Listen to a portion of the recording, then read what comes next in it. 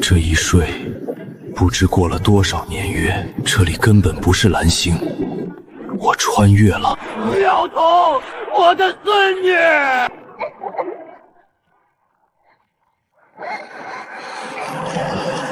网文定律说得好，穿越者必带金手指。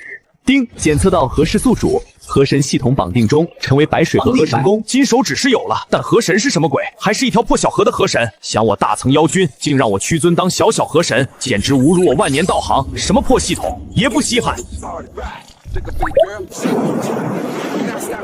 放开我孙女！放开！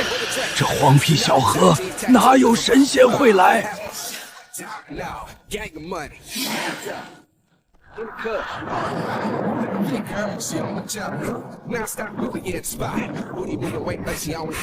小小水鬼也敢在我面前造次，敢耽误我睡觉，还想害人性命，这奖励不拿白不拿。唉，还是来了。说到底，是我先的浪卷他下水，救他俩是了因果，才不是为了任务。散。丁，任务完成，奖励入梦术，奖励功德100。反噬，垃圾神通，果然没什么指望。功德可是好东西，妙用无穷。我大概某清了，做任务得功德升神格成神君。不好意思，老子本来就是妖君，无语，半点功德反应都没有。果然想多了，还是回去挖洞府睡觉实在。爷爷，我看到水鬼了。没事了，妙童，没事了，爷爷在呢，不怕了啊。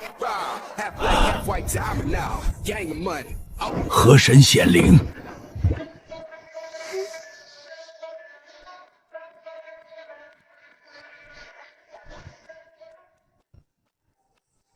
哇，河神老爷好大呀！唉，得收敛点了，不然妖躯一路，胆小的当场就得吓死。以前青城山俩亲戚就干过这事儿，青色的那个还吓死过人。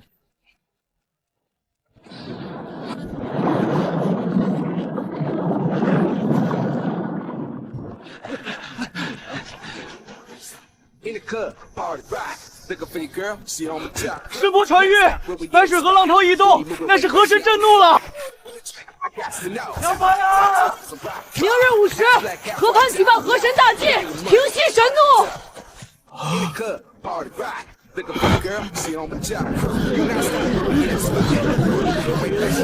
今日河面果然有异象，真的是河神老爷降怒了。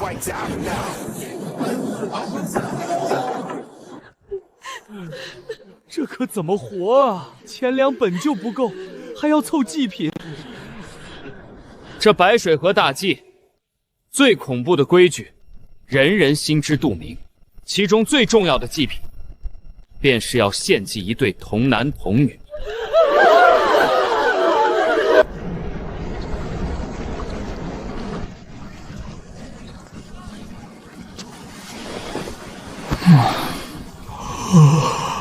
这地方风景不错，适合睡觉。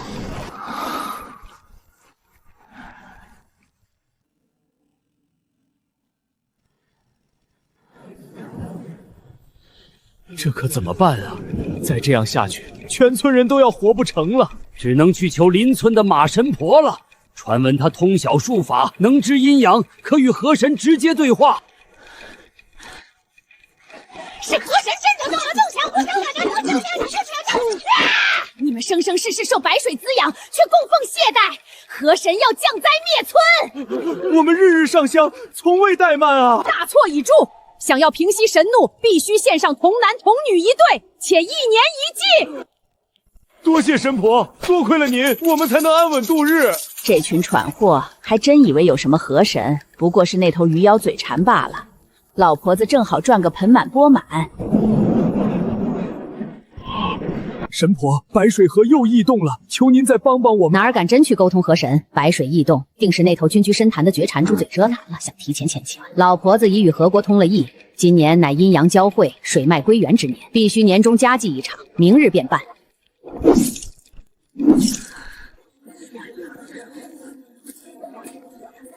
李家，李妙彤。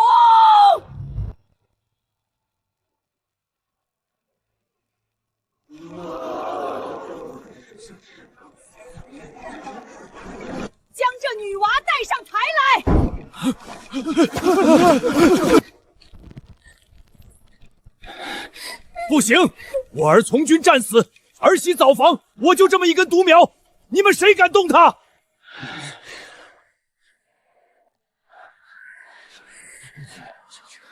可怜，那让你家孩儿去替。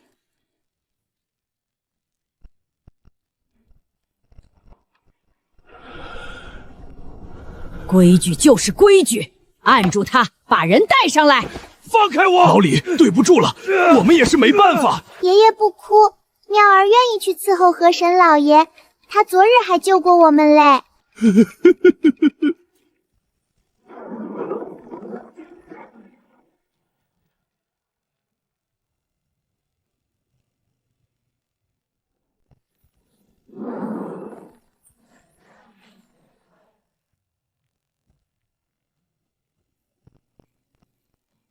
规矩就是规矩，按住他，把人带上来。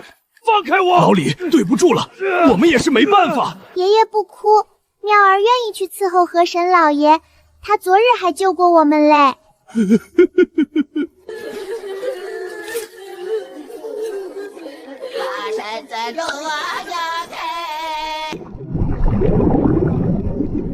明明还没到时间，怎么突然又有祭品送上门了？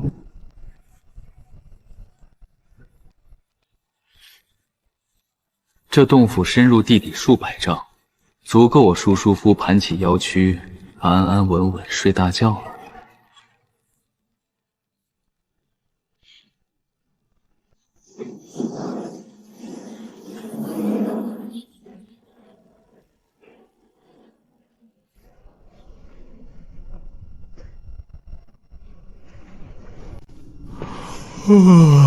忙活也忙了大半夜，总算能好好睡一觉了。丁，河神任务发布，斩杀吃人鱼妖，任务奖励静心咒。系统早不响晚不响，偏偏挑在我刚要睡觉的时候炸响，简直是存心跟我作对。吃人鱼妖是吧？又是这种不痛不痒的低阶神通是吧？我倒要看看，是哪个不开眼的杂鱼敢跑到本君的地盘上撒野。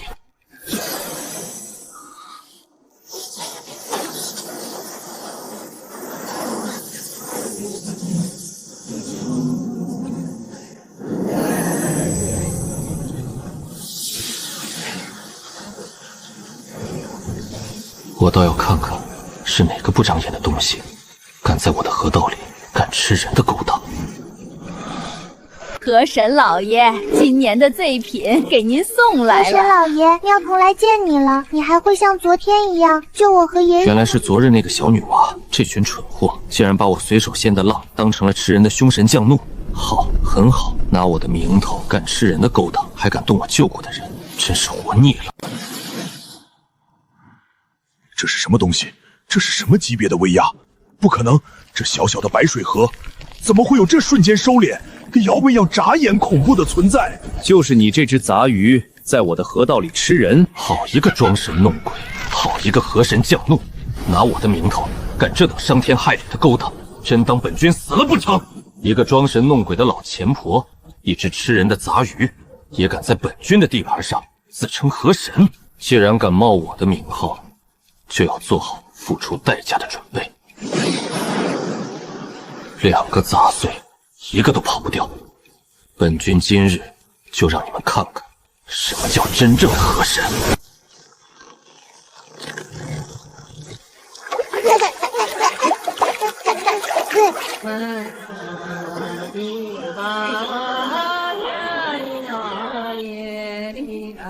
来了。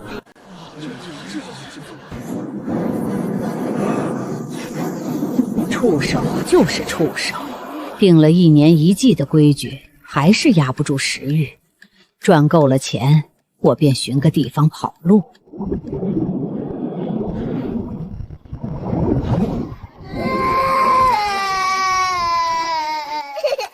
神老爷，河神老爷来啦！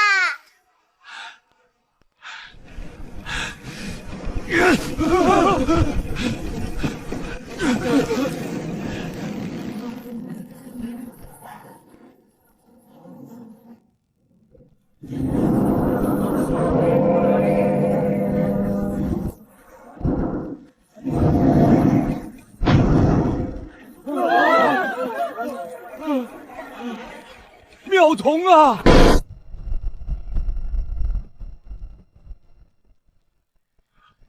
是河神，这位才是真正的河神呐！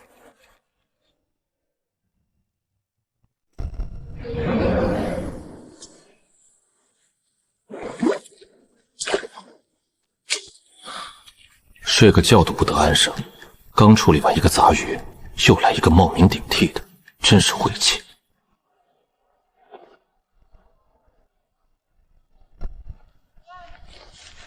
初看灵石的筑基杂鱼，就敢冒充本河神吃人。大佬，你谁啊？俺在白水河都4年了，从来没见过你这号大神，明明是我先来的。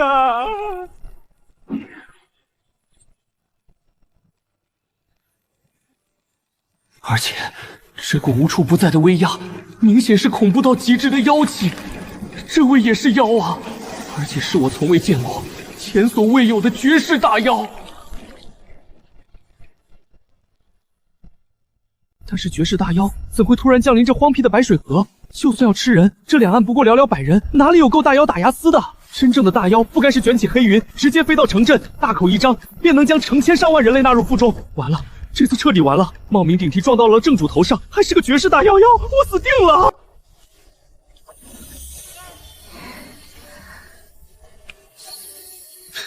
真是个傻妞，都要被吃了还笑得没心没肺。就是昨日救了自己的河神。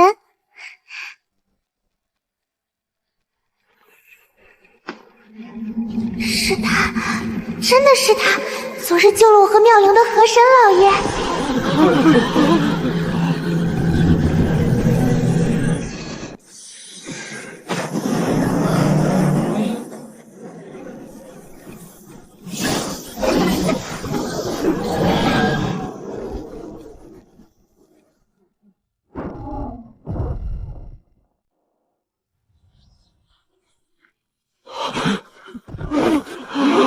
这才是真正的河神，我们拜了4年的，根本就是个吃人的妖怪。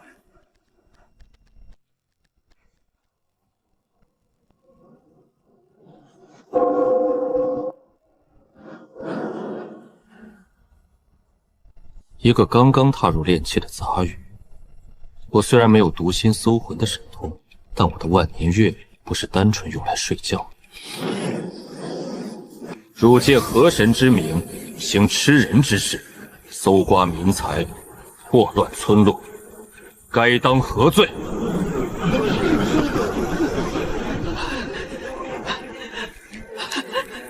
求河神老爷恕罪，我等托拜妖邪，求河神老爷饶命！愚昧的凡人，被人卖了还帮着数钱，拜了4年吃人的妖怪，反倒感恩戴德。河神饶命，老婆子知错了，求河神老爷饶了我这条狗命。河神老爷饶命，小妇人也是被逼无奈，是那余妖威逼。被逼无奈。规矩是你立的，祭祀是你操办的，钱财是你收的，娃娃是你亲手定下的。如今一句被逼无奈，便想接过这许多条人命，因果可不是这么算的。小妇人知错了，再也不敢了。求河神老爷开恩啊！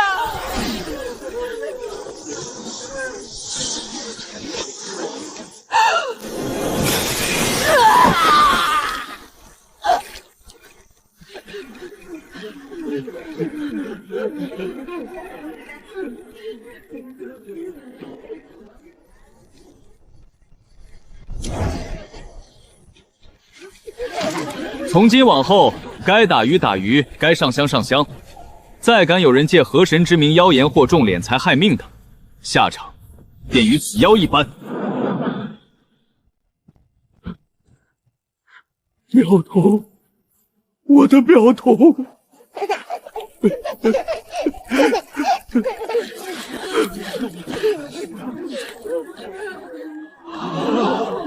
多谢河神老爷，多谢河神老爷救命之恩。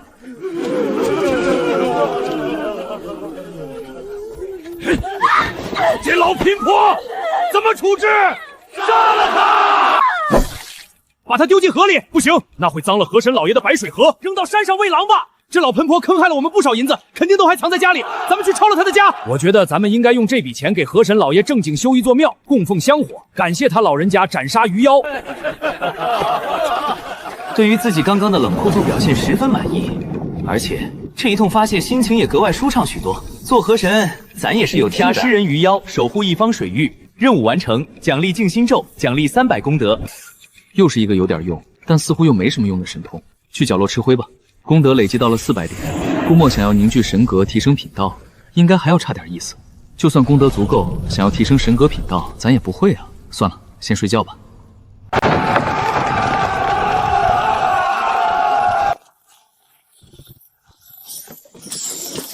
这老偏婆这些年，竟是吸着他们的血害过日子。按方才说的，咱们给河神老爷修座庙，塑金神，盖大殿，以后日日上香，绝不敢再怠慢。只是一座像样的神庙，光靠村里人手远远不够，砖瓦木料、泥塑颜料、祭祀器具都要往清源镇采买，像样的工匠、画匠、塑匠也得从镇上请。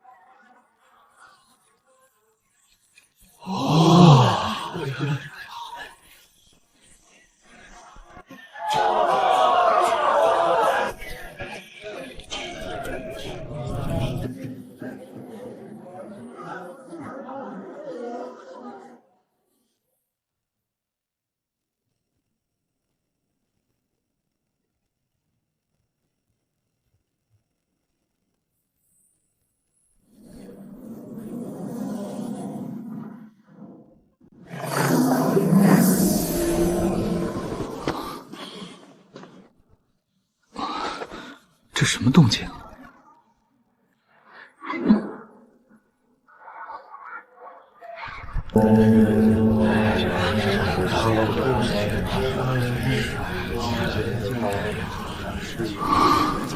竟然给我起了一座河神庙！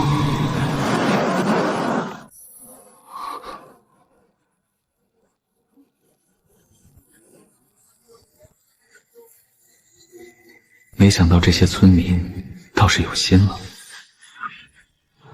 香火这种东西与法力类似，可以用来提升神体、神像、营造神域、施展香火神通等等。只要信徒足够多，来量就很快。但缺点也明显，要是失了信众的支持，也会快速衰弱。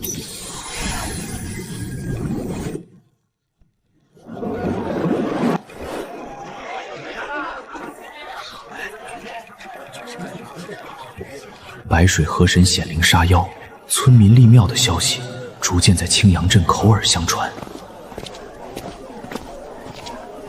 荒谬！如今天地唯有朝廷可借皇天气运册封神术，安邦护民。此等僻野荒祠，竟敢假借神明蛊惑乡民，甚至牵扯活人献祭，简直是邪魔外道。可怜乡野村户愚昧，不辨真伪，反叫妖魔猖獗横行。两位师兄，我听周遭传闻，这新力河神似乎未必是恶神，咱们要不从长计议？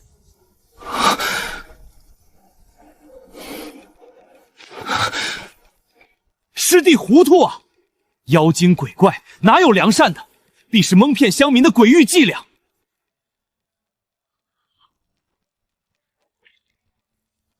无论如何，先去那河神庙看看再说。是，师兄。是，师兄。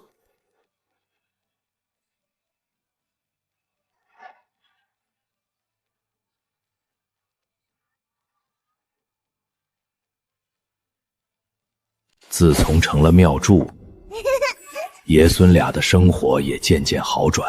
李有余愈发感恩河神，成了陆离的忠实信众。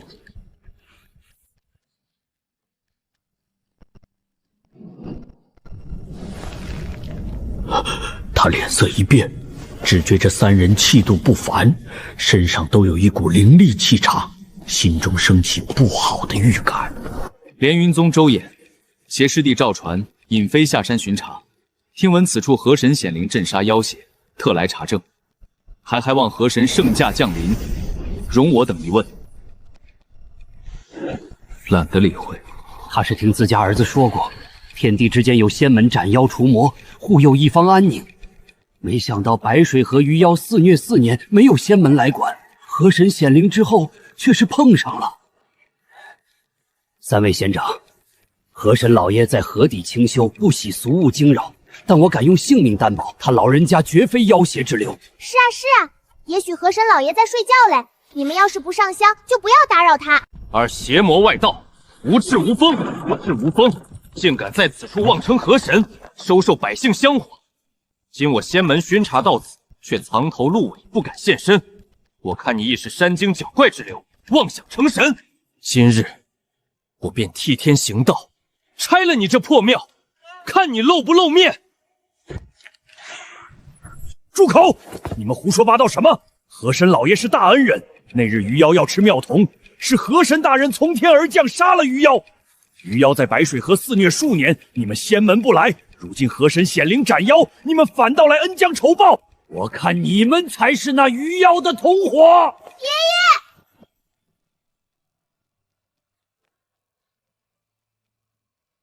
不许你们欺负河神老爷！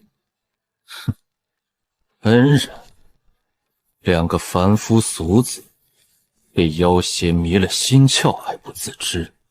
看我先把你们拿下，再逼着妖神现身。住手！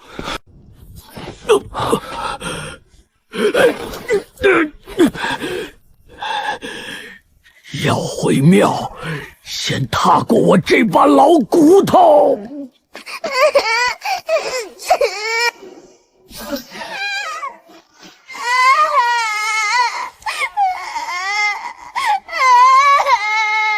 冥顽不灵。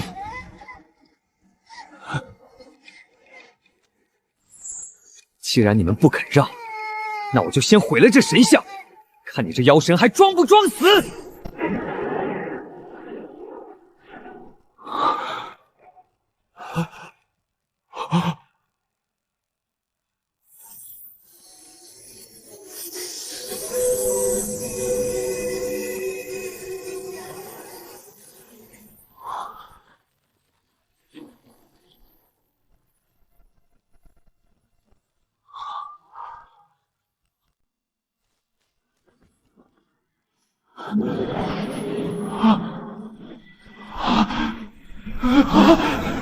这怎么可能？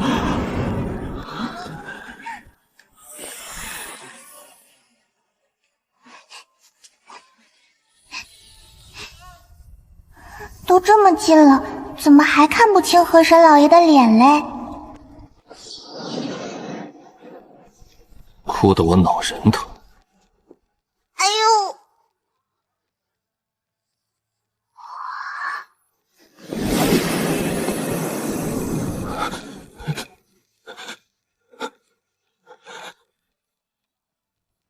就是你要拆本河神的庙，狂妄自大，岂无信徒，该打！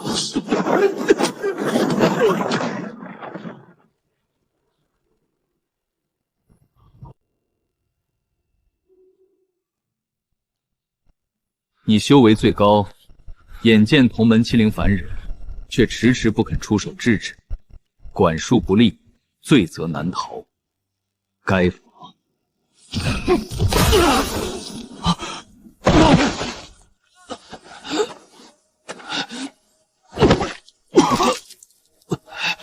多谢河神前辈手下留情，晚辈必谨遵教诲。毁庙伤人，惊扰乡民，将你们身上所有银两尽数留下，用作庙宇修缮、补偿安民之用。滚吧！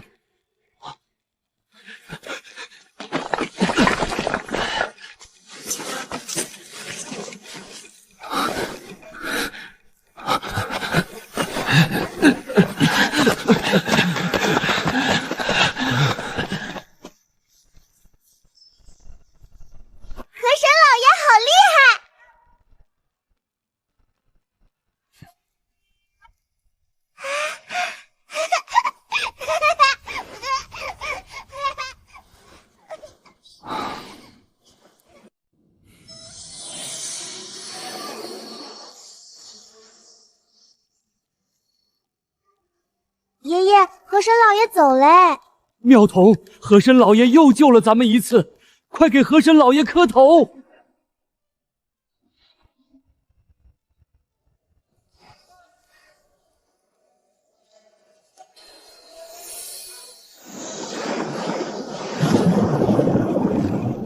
其实他本来是懒得出去，一个河神庙砸了就砸了，那点香火还不如他一口气吸的灵气多，他也不在乎。不过李有余和李妙彤毕竟是我的庙祝和童子，要是被别人打伤，岂不是显得我这河神必有不了信众？就是这样。太阳已经落山了，今晚月色好像不错。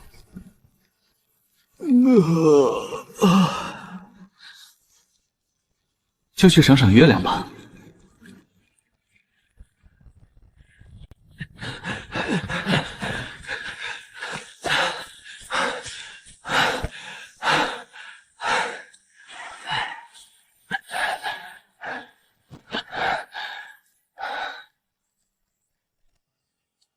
一身骨头碎了大半，体内经脉也遭了重创，非是灵丹般妙药，否则绝难恢复。好在他们连云宗疗伤用的丹药也是有的，尹飞这一次没有死掉，就已经万幸。他心有余悸，满脑子都是那道青山神雨，滔天威压。周师兄，那究竟是什么存在？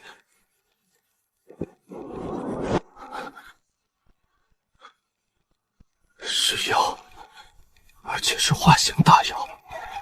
那股威压野性苍茫，带着俯瞰生灵的凶烈与淡漠，那是大妖才能有的气象。化形大妖，那他的修为至少是元婴境，甚至更深不可测。元婴境，我连云宗上下，恐怕唯有闭关多年的宗主才有资格与之议论。我等在他面前，与蝼蚁无异。他们心里哪敢兴起半分报复的念头，只能尽快返回宗门，将此事如实禀报。毕竟连云宗附近新出现一尊化形大妖，这事情非同小可。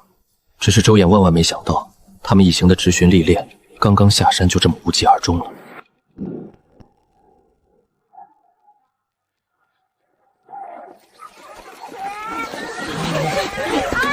哎呀，这可怎么办啊？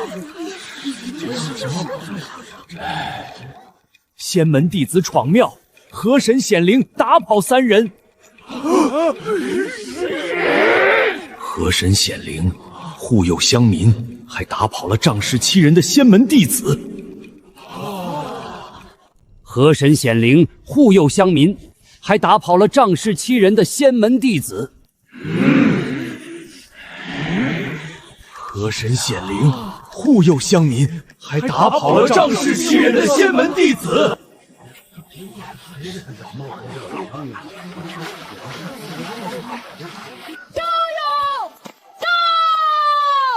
这消息一传十，十传百，很快便在白水河和南北的村落里传开了。我们一起修，对，修好它！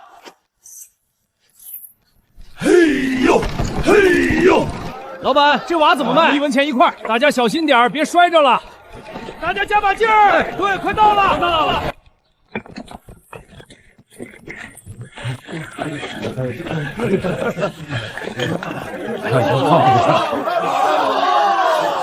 河神显灵大展神威的消息流传开来，让往来上香祈福的人也比往日多了数倍。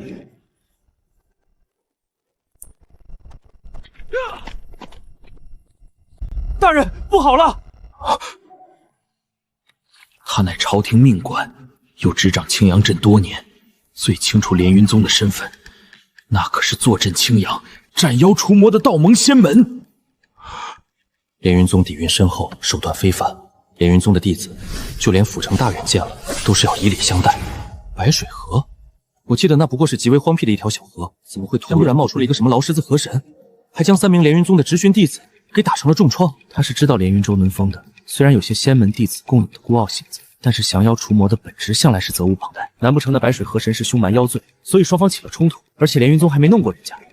想到这里，顾明又惊又惧。这白水河神凶微此，若是妖性大发，那他治下的青阳镇百姓该当如何？光凭镇上的香火城隍，恐怕够呛能挡得住这样的凶妖。顾明当即派人带了一封亲笔信前去连云宗拜访，立刻备马，将这封亲笔信星夜送往连云宗，务必亲手交到宗门长老手中。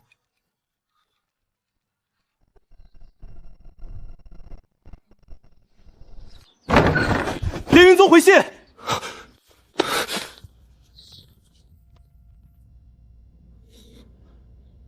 信中直言，白水河神疑为化形大妖，连云宗已回禀道门，近日还会封山闭宗，等待连云宗主出关后再做定夺。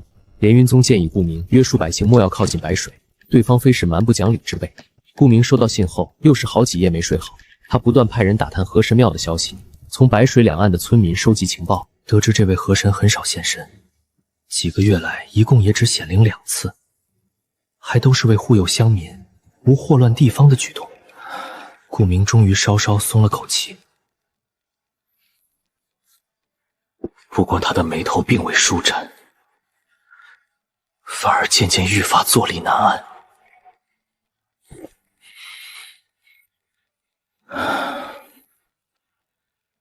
又过了3日，顾明终于下定了决心。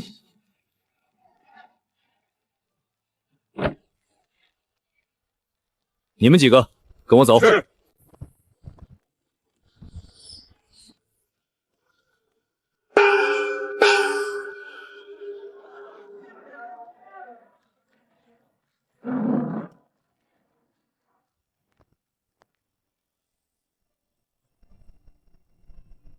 命所有护卫、衙役就地等候，仪仗骋祭品，随我入庙。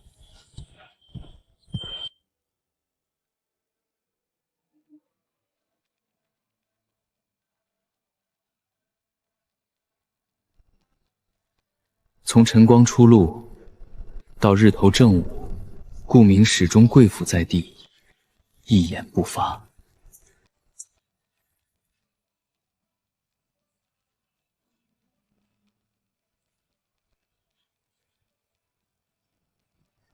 平退左右，除2名亲卫留守，所有仪仗、护卫衙役，通通折返青阳镇。而他自己竟依旧跪在蒲段上，彻夜未起。他3日未食，只喝了些许水，神情已然恍惚。青阳镇镇官顾明叩拜白水河神尊上。半月前，下官祖宅突遭阴祟侵扰，夜夜异响不断，次子梦魇，家仆被伤，先祖牌位不得安宁，阴邪之气愈演愈烈，已危及河族性命。万般无奈之下，唯有斗胆叩求上神显灵，平息下官祖宅阴祟，救河族于水火。3日未见时的他早已撑到极限，满心惶然地等候神谕。河神任务发布，度化冤魂。任务奖励5雷正打。顾大人，你可以回去啦。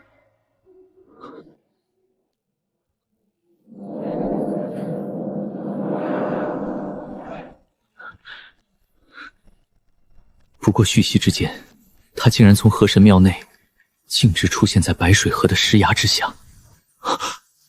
大人，我等怎会在此处？我们方才明明是守在庙门口。顾明到底与仙门打过交道，当即定下心神，这般不动声色便能挪移数人、跨越空间的神通，玄妙莫测，更非寻常修士手段，是河神显灵施法。他心中明了，河神虽未显形开口，却已是欲令他折返而归，不必再拜。走吧，河神老爷让我们回去。倒也算诚心，香火也敬奉了不老少，就抽空走一趟吧。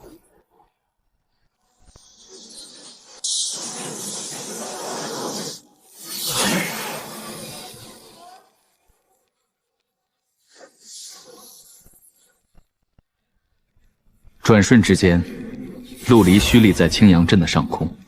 脚下的青阳镇一片静谧，灯火俱熄，像是一只沉睡的小兽。陆离虽然不知顾明家的祖宅何处，但却记下了顾明的气息。瞬间笼罩了青阳镇方圆100里，万家烟火汇聚成人气，人气各有殊异。陆离对照着顾明的气息，神识扫遍整个青阳镇。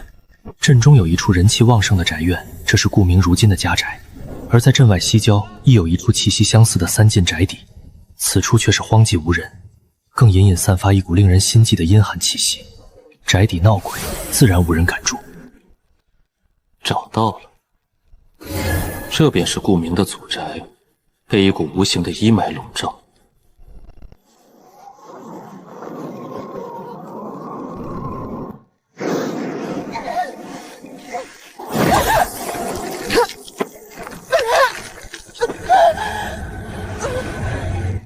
那一双黑洞洞的鬼眼流露出本能的惊恐，浑身鬼气更如沸水蒸腾。他能感觉到我能让他灵魂都感到战栗的凶悍威压，那是生命层次的绝对压制。太上清净，明光照临，涤荡怨煞，澄净台星，破迷除妄，复归清明，三魂归位，七魄安宁。我的声音不大，却带着一种奇异的韵律，仿佛能穿透人心，洗涤灵魂。剧烈挣扎的女鬼渐渐安静下来，伴随咒言念诵，躁动的怨气尽数平息。不，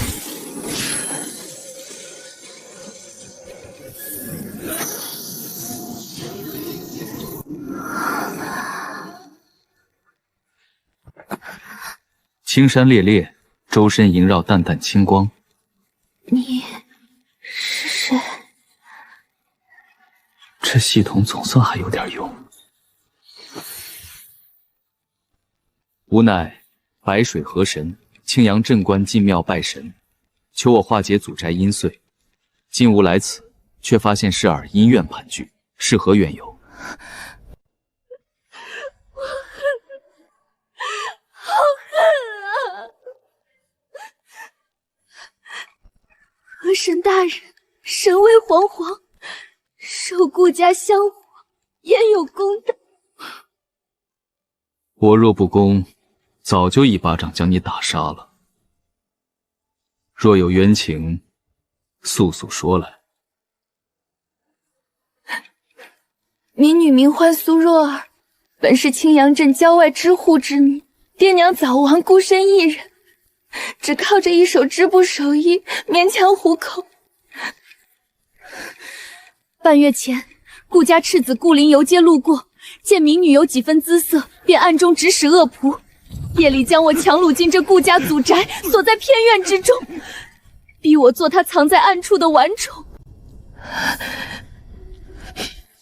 我宁死不从，壮铸明志，却被他拦下，日夜看守，连自尽的机会都不给我。他在外是旁人眼中的顾家少爷，温文有礼，可在这偏院之中，暴虐阴狠，禽兽不如。他折磨我，羞辱我，扬言要将我永远困在这不见天日的祖宅里。偏这顾家祖宅除了每年祭祖，只有仆从打理，平日里更少有人来，早已沦为那顾林作恶的魔窟。我叫天不应，叫地不灵，实在熬不下去了。趁夜仆不备，我解下腰间白绫，在偏院房梁之上含冤自缢。我死得冤，死得屈，一缕残魂不肯散去，便化作这宅中异鬼。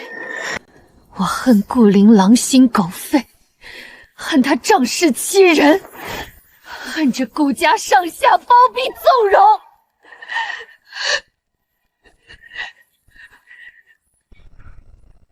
但我不曾乱杀无辜，老弱妇孺良善下人，我分毫未伤。我只缠顾林，只缠那些帮他掳我、害我的恶仆。我夜夜悬铃于梁，入梦索命，就是要让他尝尝我当日窒息而死的痛苦。河神大人，我苏若儿一生清白，从未作奸犯科，却落得如此下场，天道何其不公！我只求一个公道，只求顾灵偿命，只求我这一缕冤魂能死得瞑目啊！你之冤屈，吾已尽知。顾林强抢民女，逼死人命，罪无可赦。至于顾家，哼，知情不报，包庇纵容，也逃不掉。跟我走，本君还你个公道。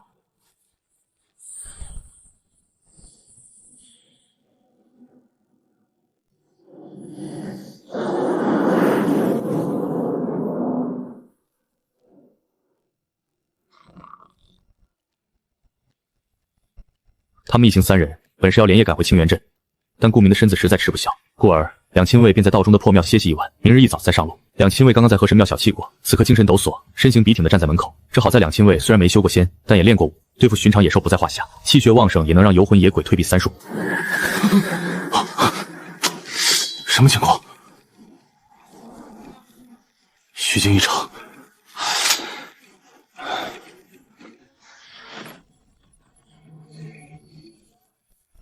知道此人是谁吗？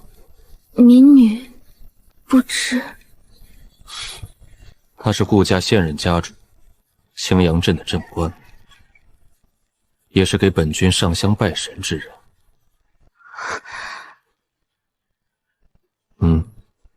还是那顾林的亲爹。顾青灵爹瞬间翻愈贫妇的怨气，再次从魂体深处升腾而起。苏若儿眼眸微微一动，怨气复生。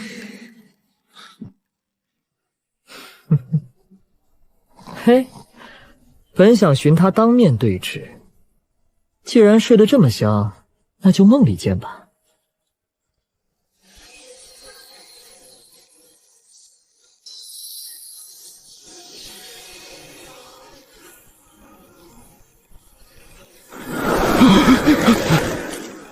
这鬼地方风怎么这么邪幻？别出声，仔细盯着。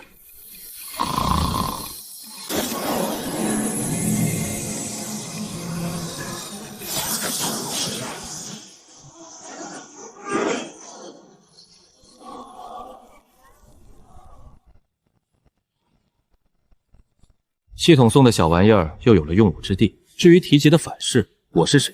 大成妖君根本不知反噬是个什么东西。顾明不过一介凡人，我不仅能自由出入他的梦境，就算他没做梦，都能凭空造一个出来，而且还能带着苏若儿一块。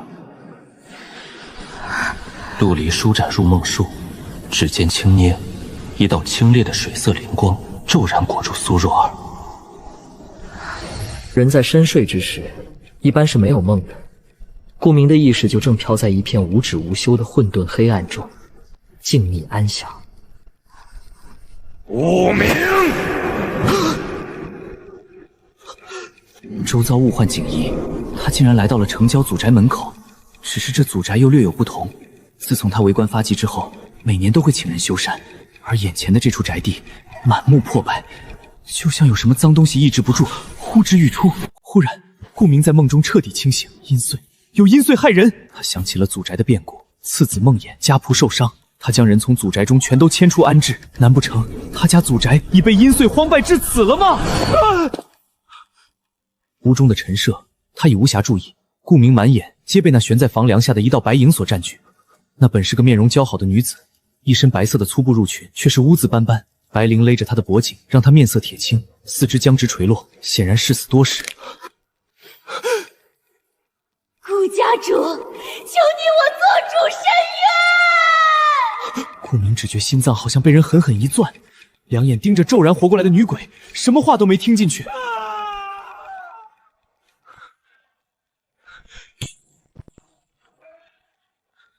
顾明冲入院里，两腿倒腾飞快，却发现他无论怎么使劲，都好像在原地踏步一般。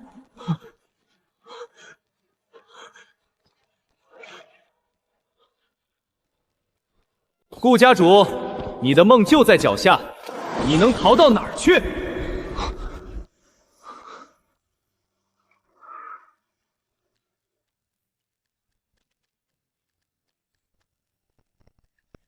这就是做梦的好处，只要敢想，就能在梦中实现所想要的一切。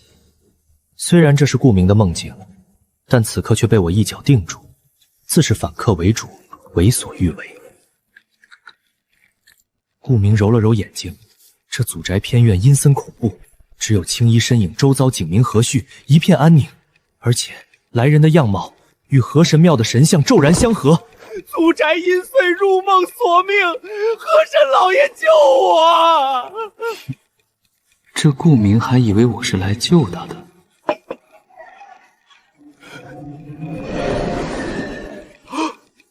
顾明微微一愣，他也是个大心脏，有河神显灵，他心中定了大半，更是习惯了被河神挪来挪去，干脆伸手去拿茶杯。只是顾明定睛一瞧，茶盏有3杯，全都冒着腾腾热气。河神老爷一杯，他一杯，那还有一杯。顾明心中升起不妙的预感。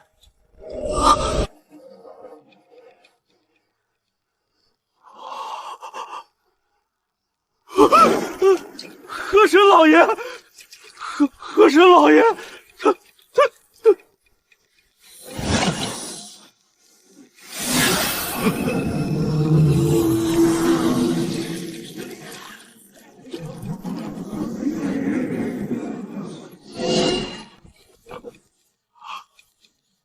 坐下。这位是苏若儿，自缢的女鬼。苏若儿，你可以说说了，为何你冤煞难消，盘在顾家祖宅？顾明这下明白了，原来是河神出手，射来阴岁当面交代。河神老爷果真是实干家，连云宗弟子说打就打，说帮忙立刻就帮。若是今夜能妥善解决，我便能还列位祖宗一个清净。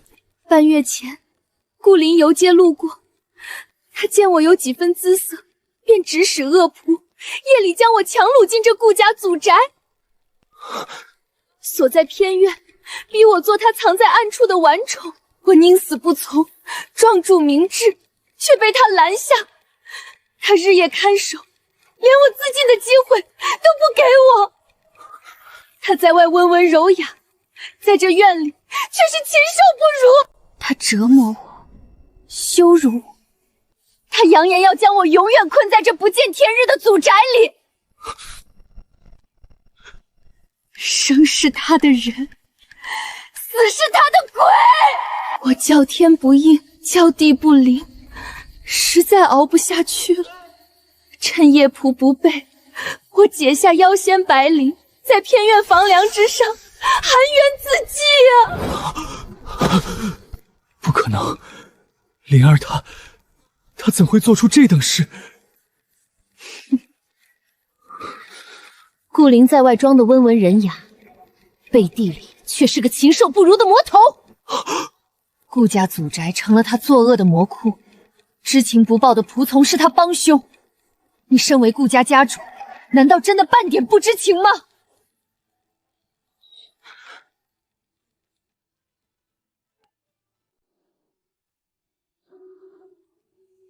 顾家主，你就真的半点不知情？陆离的声音宛若一道霹雳，在顾明的脑海中炸开。他猛然意识到，这可不只是顾家和苏若儿之间的事情。举头三尺有神明，如今河神老爷在上，若是他顾明乃至顾家真的助纣为虐，为虎作伥，河神定然不会饶恕。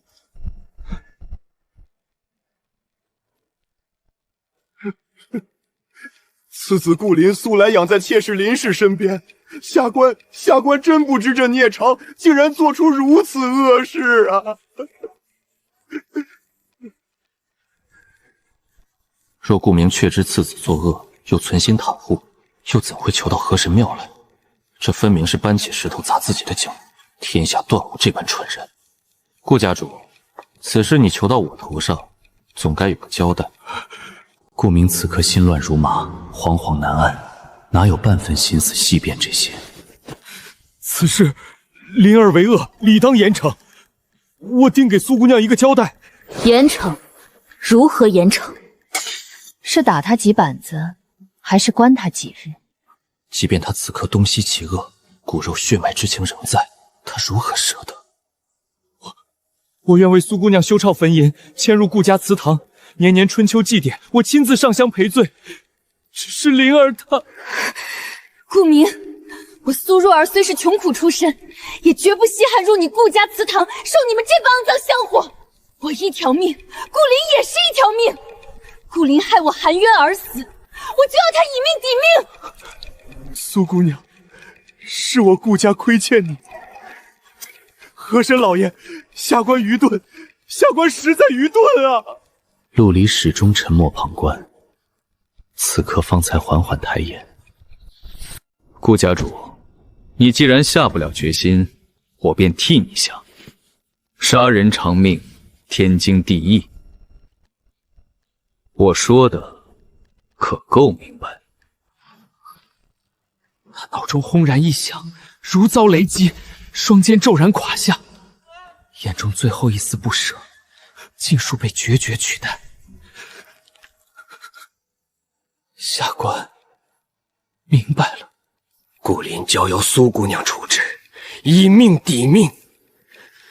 林氏纵子酿祸，我即刻休书休契。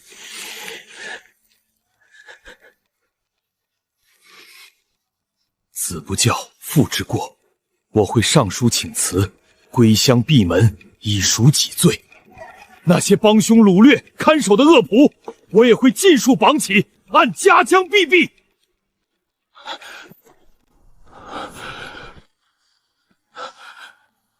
他从未想过，顾明竟能做到这一步。望顾家主勿负承诺。去吧。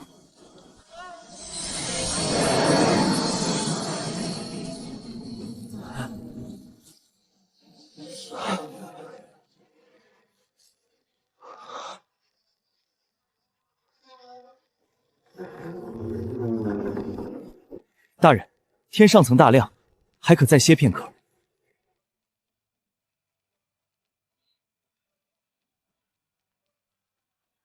不睡了，回清源。破庙之内，青影与白衣立在门前，遥遥望着三人匆匆远去的背影。多谢河神老爷还我公道，若有来世，若儿愿做牛做马，报答老爷大恩。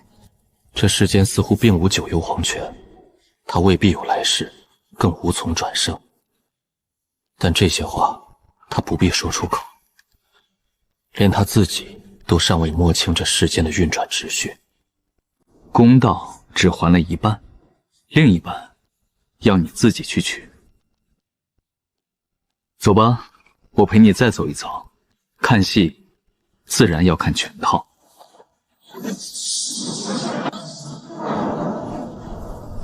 顾大人早啊！街上有早起做工的行人朝顾明热情地打招呼。顾明是为民做事的好官，大家伙是有目共睹，只是顾明已顾不上回应。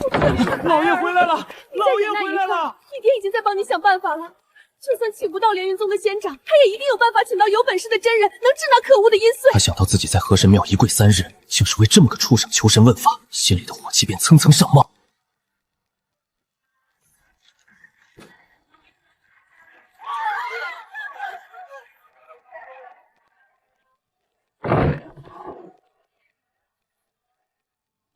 老爷回来了，你可算回来了。灵儿她……你闭嘴！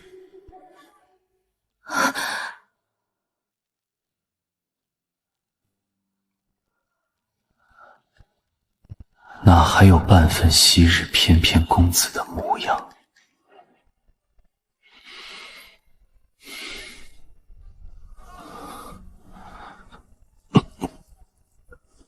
父亲，他想起了梦中苏若儿的控诉，想起了那个悬挂在梁下的白影，想起了那生生如刀的质问。顾明站在床前，低头看着这个曾经最疼爱的儿子，胸口像是堵了一块石头。灵儿，你可知苏若儿？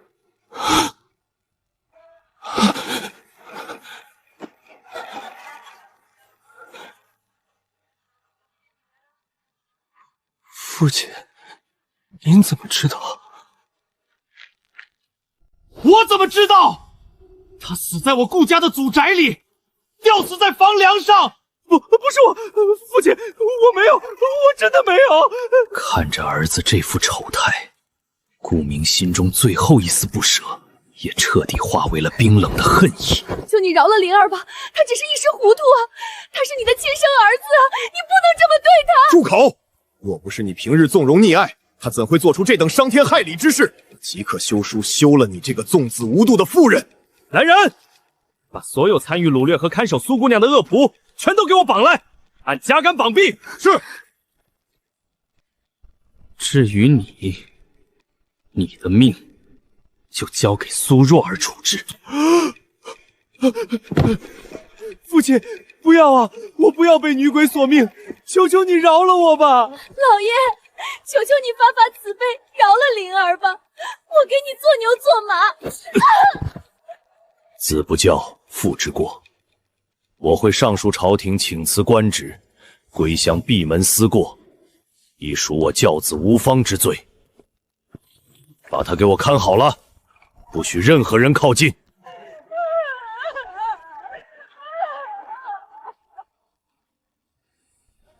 苏若儿，你的冤屈终于要昭雪了。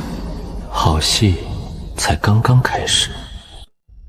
爹，儿子知错了，儿子只是想纳她为妾。不过是个丫头，死了赔些银子就是。赔些银子？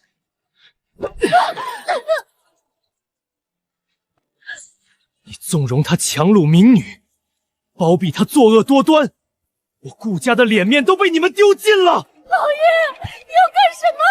不要啊，老爷！爹，我错了，爹，别杀我！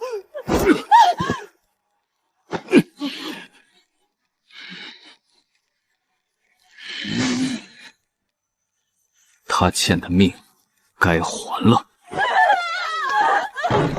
没了护魂玉，冤鬼要敲门了。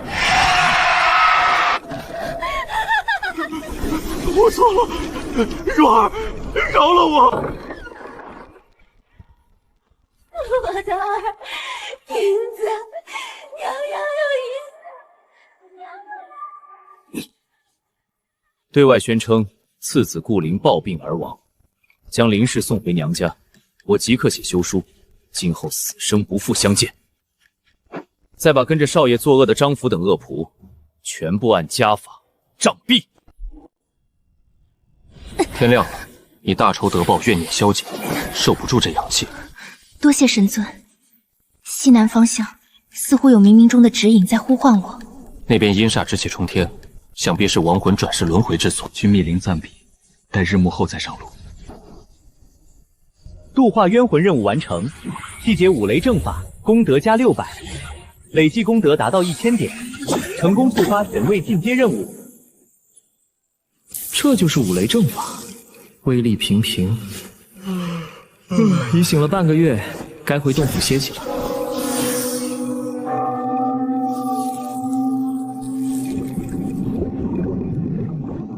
进阶任务目标：炼化青阳镇周遭水域，奖励神位晋升8品，随机法宝。要容纳水脉灵晶，先凝练神格。嚯！两潭四溪，就先从7、8老院的清溪开始炼化。两潭四溪，今日清溪水脉归本君了。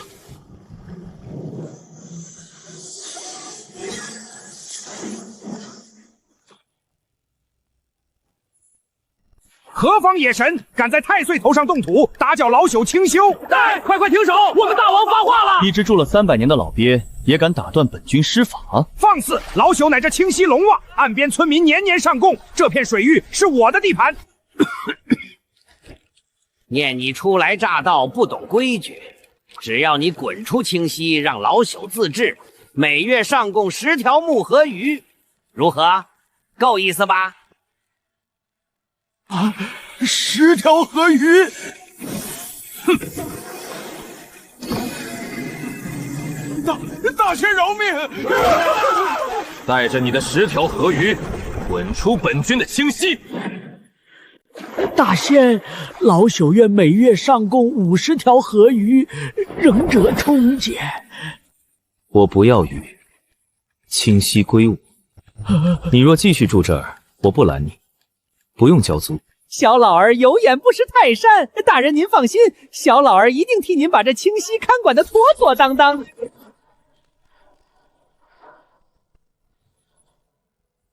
都给我站直了！咱们柳溪的妖要有规矩。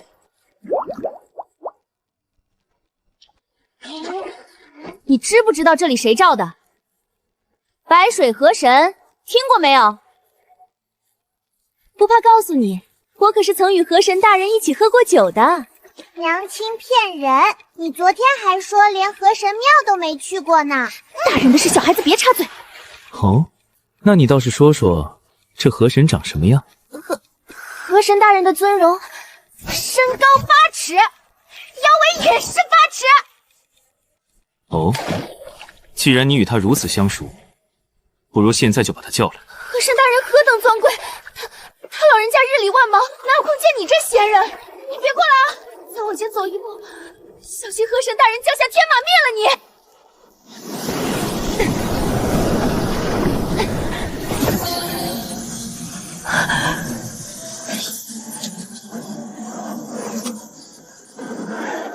本座河神。大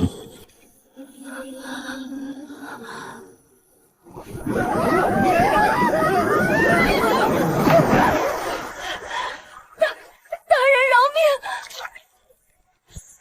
刚才不是挺威风的吗？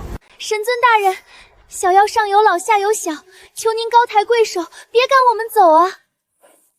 柳溪归我，一切照旧。多谢神尊，孩儿们，快列队欢迎大人！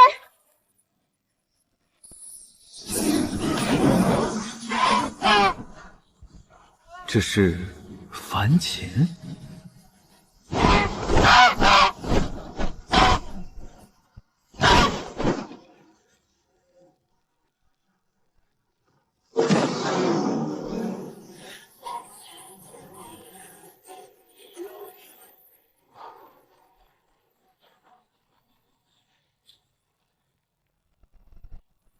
哼，好硬的头，正好试试新的手段。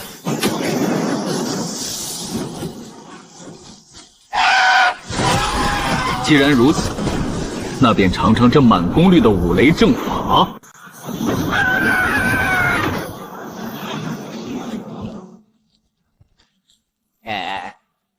竟还能喘气，这肉身倒是有趣。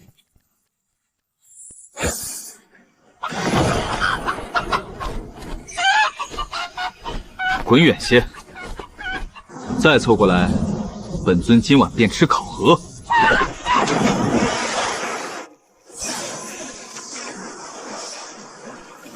水脉炼化完毕，恭喜宿主神位晋升至8品青阳河伯。发放任务奖励：蜀山照妖法宝乾坤镜。镜中毫无妖气显化，这异种当真邪门。这才是真正的定水伏波之权柄。此间事了，也该回神庙歇息了。求河神老爷大显神威，赐信你一个大胖小子吧。唉，定水伏波也就罢了，连求子都求到本君头上，凡人当真无趣。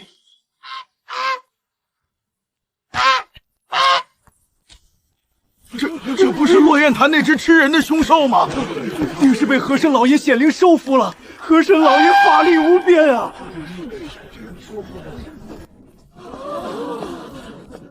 大鹅，大鹅，你以后要住在河神庙吗？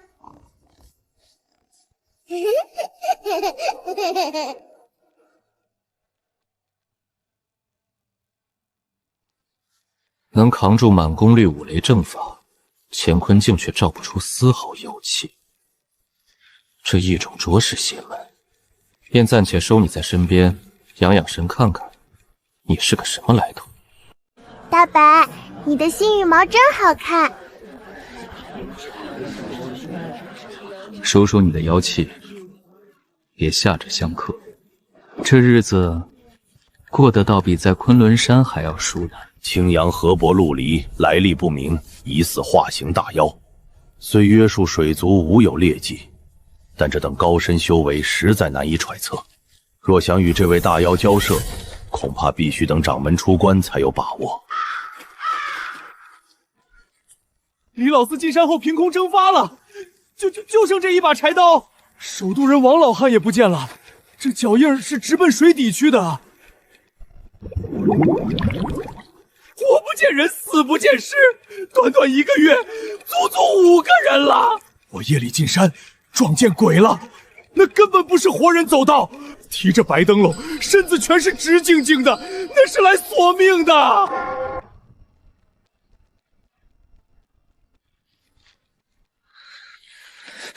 连云宗的仙长迟迟未到，这5条人命的案子，容不得再干等了。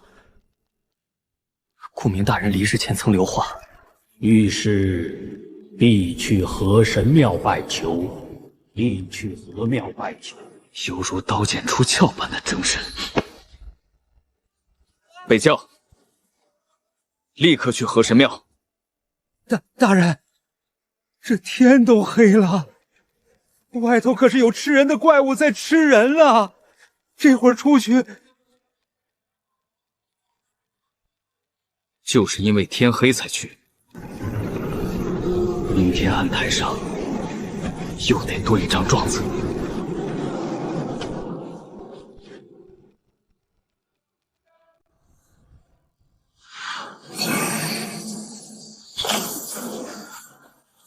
青阳城有变，诸位，谁愿随我走一遭？我等愿往。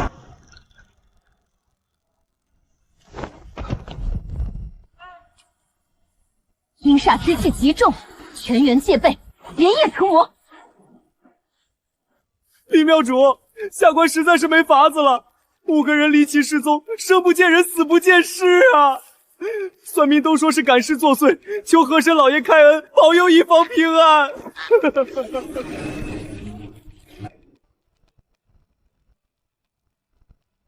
丁，河神任务发布，查清乡民失踪之谜，任务奖励蜀山剑诀。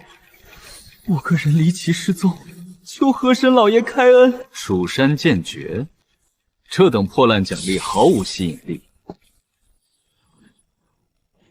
但敢在青阳河伯的地盘上搅风找雨，简直犹如本君的脸面，找死！也有余将那镇官打发走，此事本君解。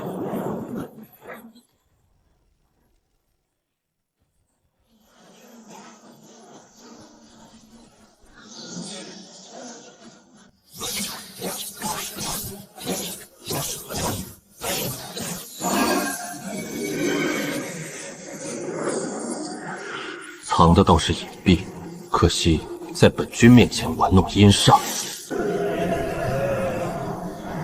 所有的尸气都汇聚于此，失踪的乡民8成被掠到了那鬼地方。敢在本君眼皮之下动土，洗尽脖子等死吧！四面绝壁，本该是阴鬼聚集之地，此刻竟连一丝活物气息都没有，有点意思。神识捕捉到山脚处竟有几股极其阴冷的尸气，还有一丝微弱的修士气息。不对劲，这里是赶尸长老巢，快撤！通知宗门。几位娃娃跟了我一路，怎的这边要走？这可并非做客之道啊！师弟，师妹，不！你们这群邪祟，我与你们拼了！就算死，我也要撕开一条血路！可恶，这阴煞尸气已经侵入经脉深处了，灵力耗尽，我几经油尽灯枯，必须逃出去，绝对不能倒在这里。到此为止了吗？连云宗的小娃娃，不好好在山上待着，非要跑到我黑山来送死，你的尸体咱们就笑纳了。无命休矣。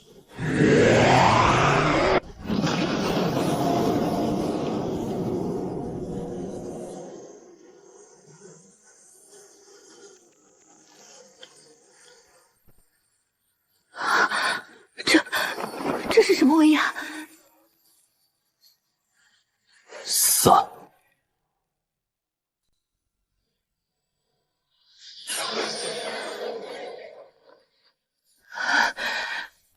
晚辈连云宗沈玉，多谢前辈出手相救。你运气不错，正好遇上了我，可活。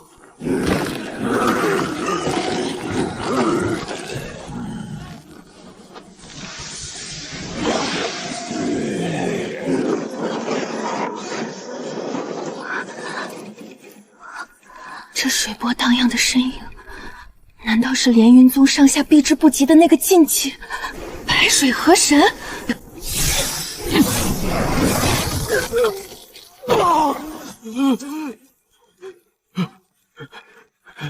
在下烈士门周奎，不知前辈是何人，何故管我烈士门的闲事？烈士门，这群邪修不好，士气攻心了，撑不住了吗？爸，赐你一颗昆仑灵果。好纯纯的灵气，这昆仑灵果竟转眼间将我体内的致命湿气涤荡一空，伤势大好。这股力量是妖力，这位前辈竟是大妖，天不亡我，这是我的救命稻草。大妖前辈明鉴，我烈士门与妖族素来无怨，反倒是这女人所在的连云宗，不知杀了多少妖族同类，你可不能被她蒙蔽呀！区区蝼蚁，也敢在我面前搬弄是非，不知死活。你们炼尸门在我地界上掳人，这也叫无怨？这眼神，他根本不在乎妖族阵营，他到底是谁？不知前辈名号。白水河神，果然是他，那个令连云宗上下避之不及的禁忌，竟然如此强大随系。白水河神，完了！河神大人，我们愿意赔偿1000颗灵石，这已经是我所能拿出来的所有了。你刚刚在石窟里看到了什么？前辈，石窟内满是密密麻麻的坟头，还有数十个赶尸人。他们似乎在中央拱卫着一个极恐怖的存在。不，河神大人饶命！听我解释，那是……大人，我问什么，你答什么。答错一句，捏碎一根骨头。说，你们在黑山到底在练什么？这大人不能说啊，说了也是死。那我现在就成全你。我的手指，我全说。阴甲师，我们在练一具阴甲师。3年前，我们在黑山发现了一具生前杀孽极重的北齐金丹大将古尸。金丹大将的古尸，他们疯了。为了将其练成堪比元婴修士的阴甲师，我们抽干了黑山上游魂野鬼的阴煞。如今到了临门一脚，因阴煞不足，我们才铤而走险抓捕活人，企图用活人更猛烈的生魂界补足最后的火候。畜生！所以你们连连宗的弟子也不放过。若是加上几个仙门弟子的精血，绝对够了。还有多久能成？短则半天，多则3天。地库内目前还有20几名筑基弟子和2位金丹期长老驻守。2名金丹长老，这等战力足以覆灭一个小宗门了。哎呦，大人！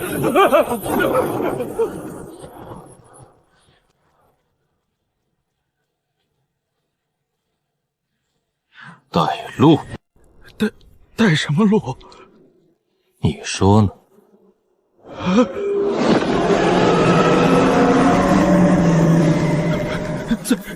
在那边，地窟入口就在山腹里。出走群小贩，师弟师弟的仇，我必须亲眼看着他们血债血偿。河神前辈，我能跟您一道吗？随便你。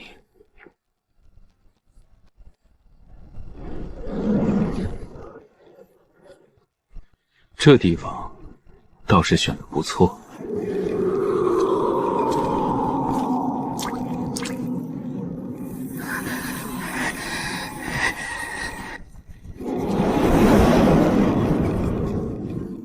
庞大的地库，阴煞之气竟然浓郁到了这种地步。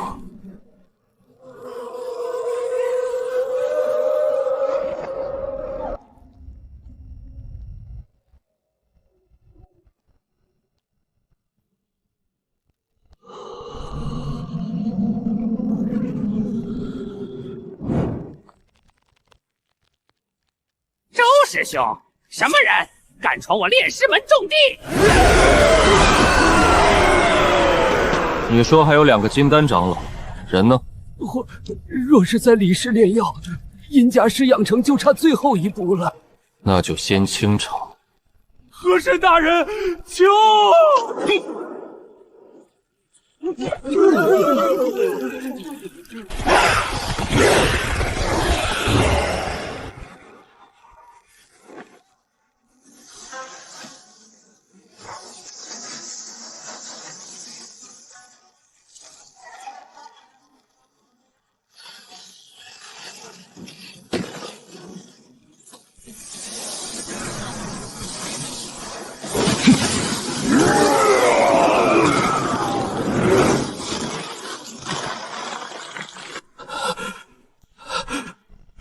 别单上，接战！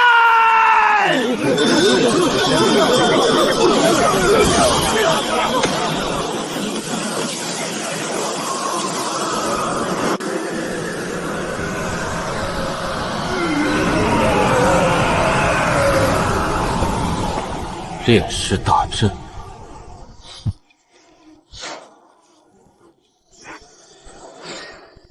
前辈小心，这阵法连金丹都能困。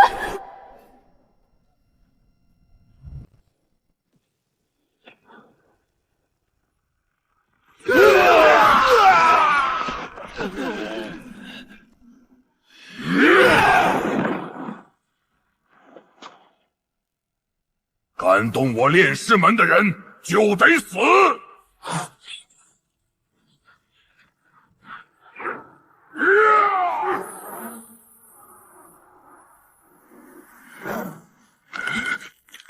这怎么可能？他2指就接下了我的全力一击。没吃饭吗？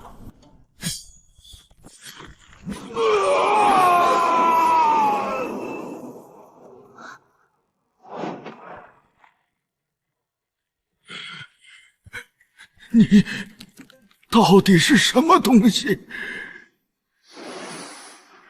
白水河神。河神大人，误会，这都是误。我没让你说话。那就一起死吧！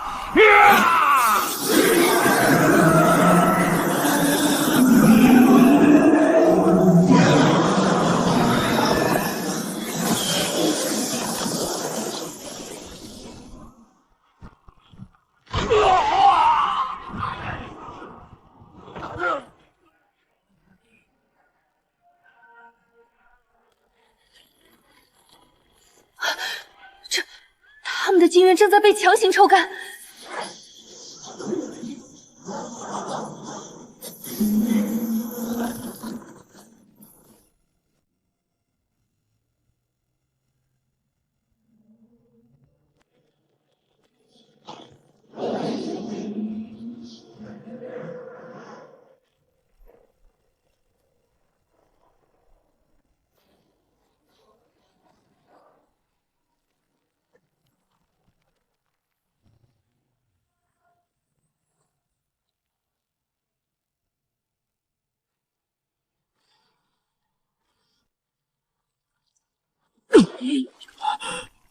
成了，真的成了！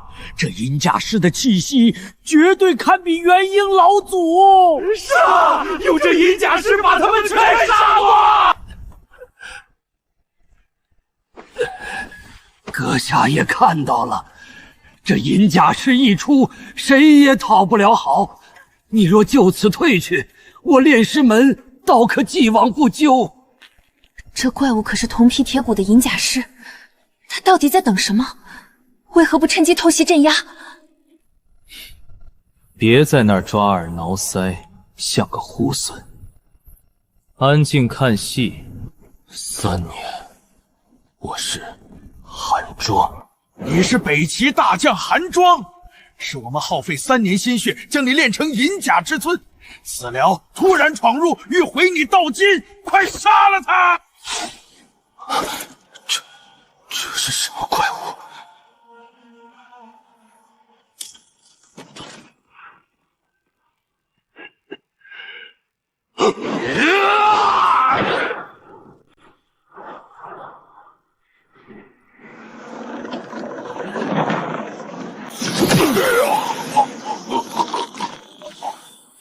想在祭炼中掺杂控尸之法操纵我，你们倒成了我提前破关的养料。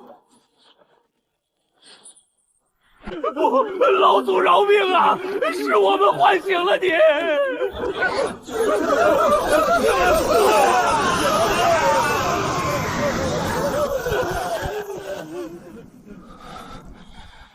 不错，这澎湃的力量，杀了你们就没人知道我华江的秘密。我本是北齐大将，为求长生，葬入这黑山绝地。炼师们那群蠢货，帮我把数百年的苦修缩短至了3年。作为报答，我让他们死得痛快。你间接帮我挣脱了控法，我也同样给你个痛快的死法。故事不错，戏也很精彩，不过该收尾了。狂妄！让我称称你的斤两。我要将你生吞活剥！你别躲开！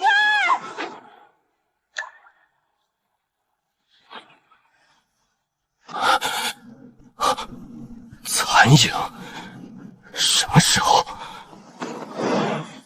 就这点能耐？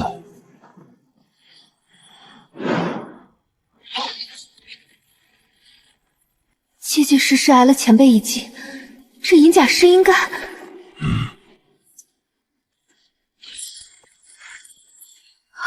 没有，这上方法技早已与尸身为为一体，连元婴都难以破防。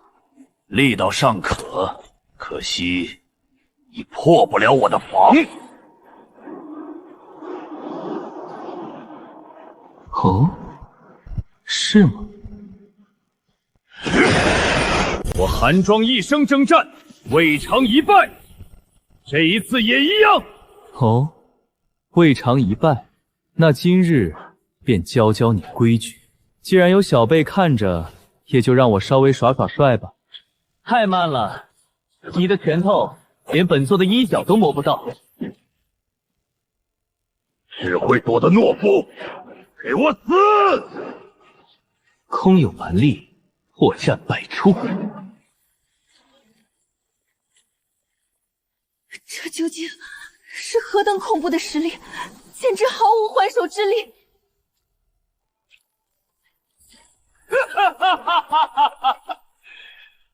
凡人的武道怎么可能破得了我的狮王银甲？你伤不了我！筋骨也活动够了，就到这里吧。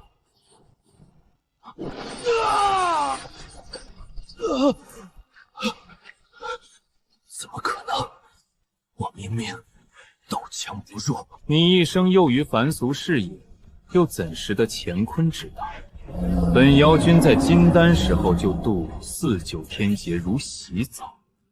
你要是修成旱魃，我倒是可以陪你多玩一玩。原来如此，死在大成妖君手下，不冤。这等恐怖的实力，哪怕是掌门亲至，恐怕也接不住他一招半式。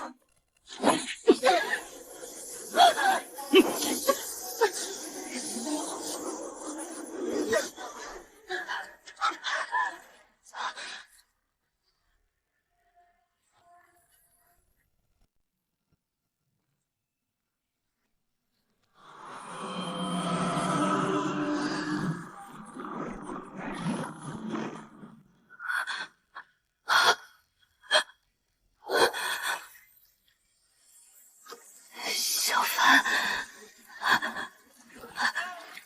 青青师妹，师姐快走！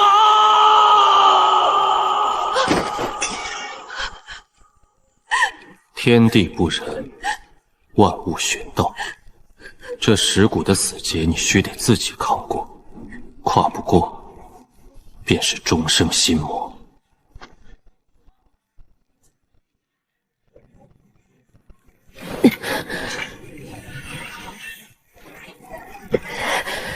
蓄势待之，冰冷彻骨。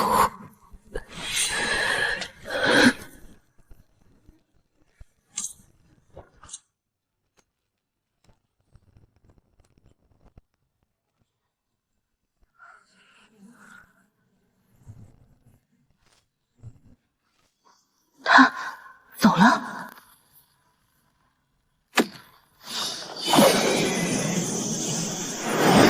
连云宗弟子听令，诛杀邪修，一个不留。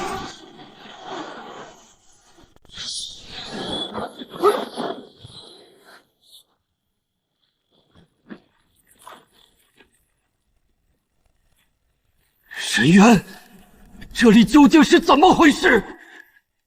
同门皆死于炼尸门之手，白水河神现身，他一掌便贯穿了恐怖地皮鸠元婴期的尸肢。一掌击杀银甲师，这位河神大人深不可测。他既然对连云宗无恶意，这份天大的人情，我们必须记下。陈长老，请责罚我禁闭思过3年。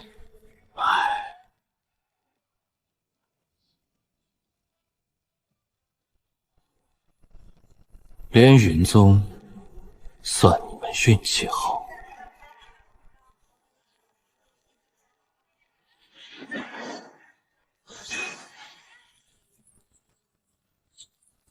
遇见岁岁花少，哪有拳头来的痛快？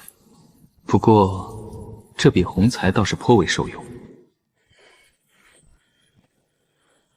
炼尸魔道，笑聚黑山，邪魔已死，酸民难归。连云宗都证实了，这是神明显灵啊！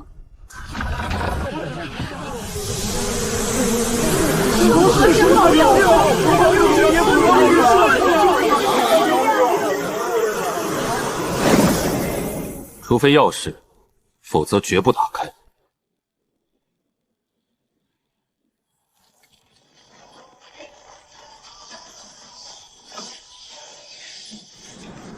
宗主，是宗主出关了！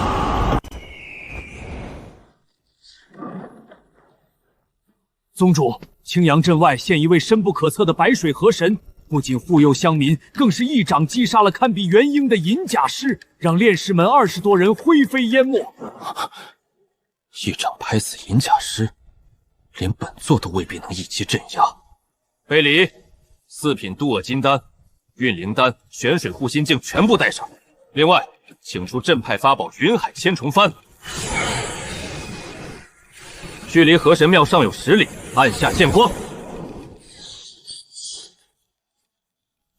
面对那等化形大妖，必须保持最高敬畏，绝不可在天际遇剑冒犯。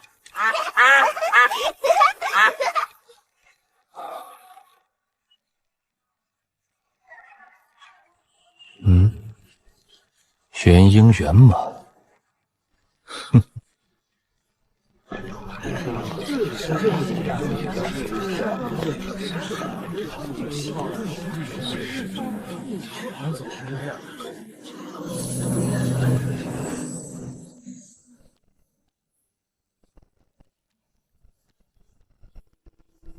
你留在外面。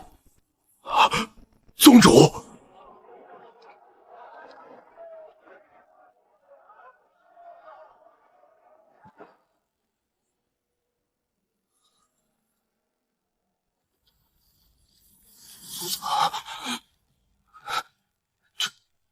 这就是一掌拍死银甲师的存在，这等威压！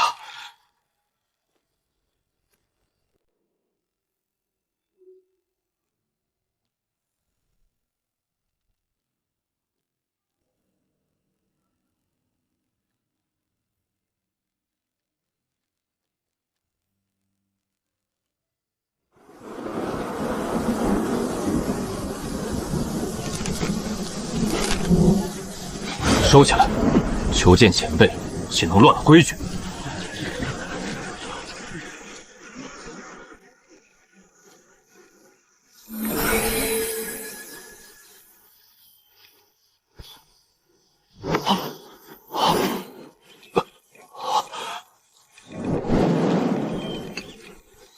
毫无察觉，这等无声无息的手段，修为堪称通天。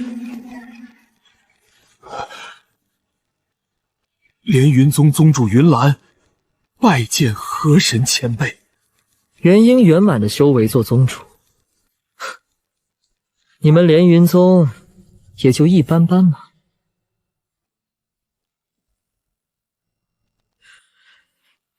你要渡天劫了。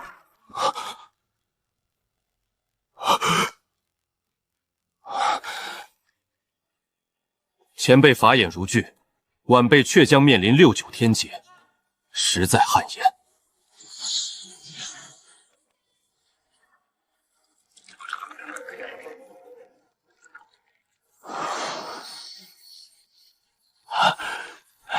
站了3天，坐下喝口茶吧。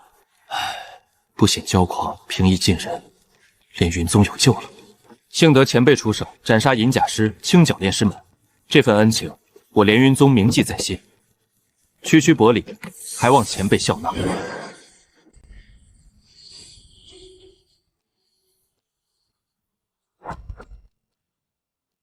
勉强当个玩具吧，收下了。恳请前辈出任客卿，连云宗愿举宗供奉。客卿，本座嫌麻烦，你无非是怕自己被天劫劈死，来找个免费的打手。前辈慧眼，晚辈惭愧。若是有人有妖在我的地盘造势，我也不介意给他2巴掌。晚辈不敢多加叨扰，这就告退。你欲突破元婴，但在我看来，却是走入了歧途。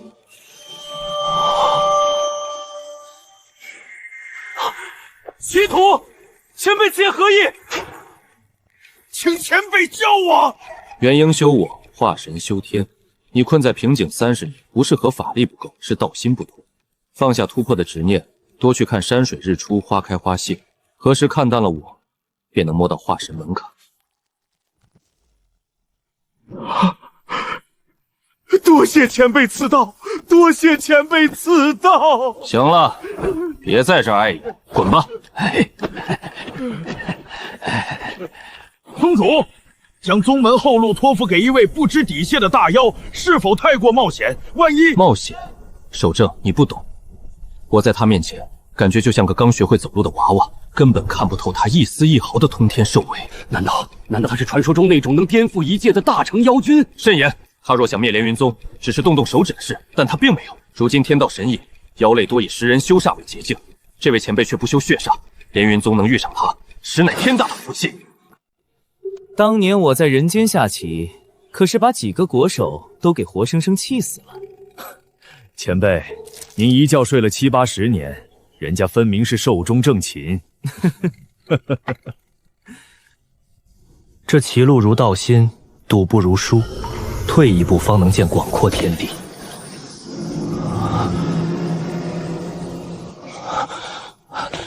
多谢前辈赐教，晚辈醍醐灌顶。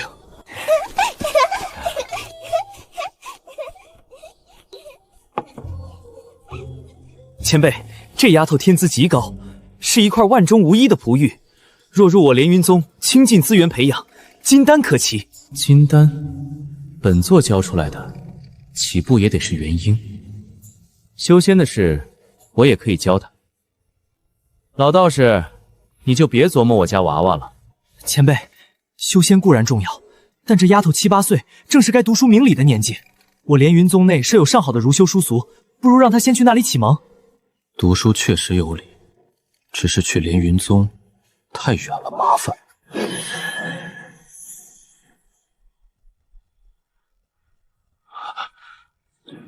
连云宗太远，附近李家村有个秀才开的书社，让他先去那里读2年书，认识字再说。妙童该读书了，李家村有个李秀才，明天带他去教束缚。老爷，这香火钱都是您的。你老糊涂啊！本君要钱作甚？明天就给我去交束缚。妙童是吧？会写自己的名字吗？不会，但我爷爷说河神老爷让我来读书的。好，好，好，不管谁让你来的，来了就好。从今天起，你就是我的学生了。李妙童，上课不许睡觉。先生，我没睡，我就是闭着眼睛听您讲课。河神老爷说的，用心就能听到很多东西。我都看见了，拿出来！上课不许吃东西。可是先生，这是河神老爷给我的，不吃的话，河神老爷会不高兴的。唉，下不为例。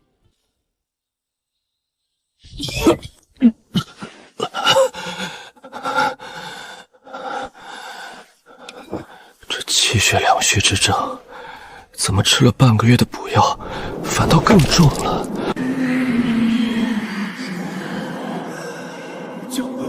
救命！拉我上去！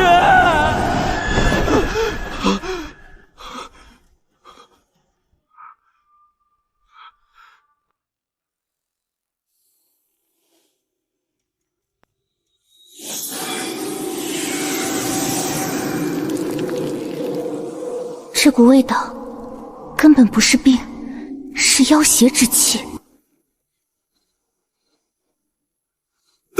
妙童，天快黑了，怎么还不回家？你爷爷该着急了。先生，您最近身体变差了，是不是招惹了什么不干净的东西？你这丫头胡说什么呢？为师就是操劳过度，养几天就好了。不是的，我能感觉到您身上有一股很冷的气息，还带着一股甜腻的香味。妙童，你真的感觉到不对劲儿？先生，您最近是不是遇到了什么奇怪的人？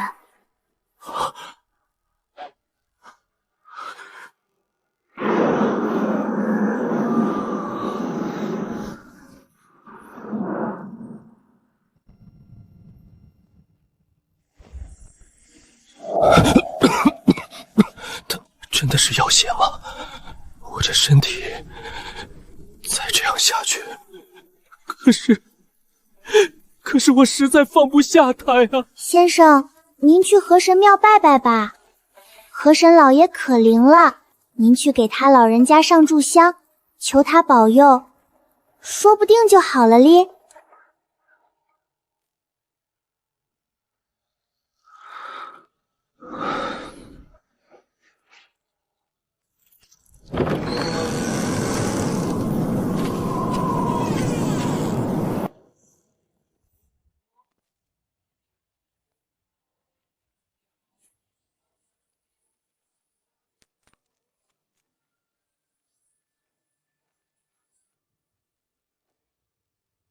河神老爷在上，学生李纯近来遇一新灭女子，名曰柳氏，吾欲娶她为妻，只是她来历成谜，学生不敢妄断，只求河神老爷明示，那柳氏究竟是不是妖邪？若是，学生该如何是好？原来是一条赤鳞红蛇，还是本家呀！能在金丹期便彻彻底底化形为人，这蛇妖倒是有些天赋在身上。这蛇妖一仙化人，未造杀孽，但人妖殊途，这书生可扛不住。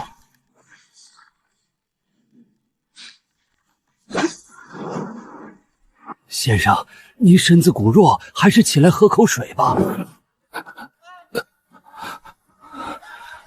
人们常说心诚则灵，河神老爷尚未回应我，定是我还不够诚心。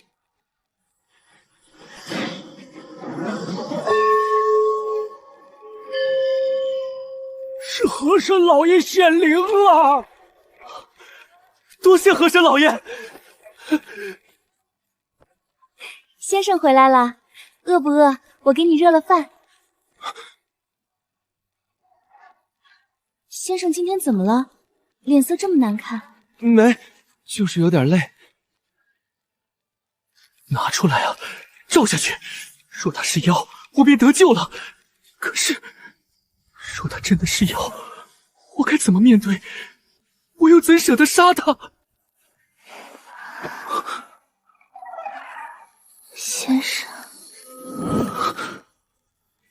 管他是人是妖，她是柳媚儿，是我的娘子，这就够了。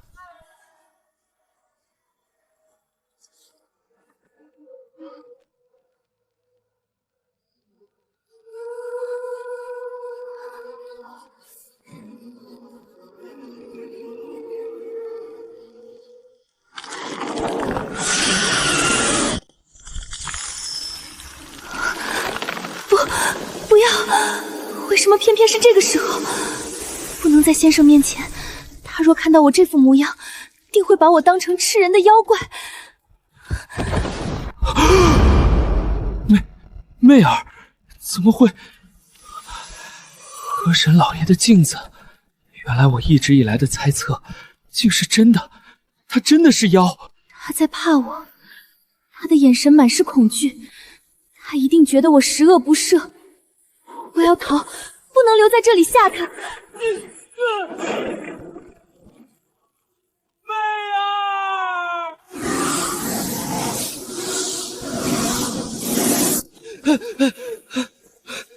媚儿，我知道是你，你停下！不，我不能停。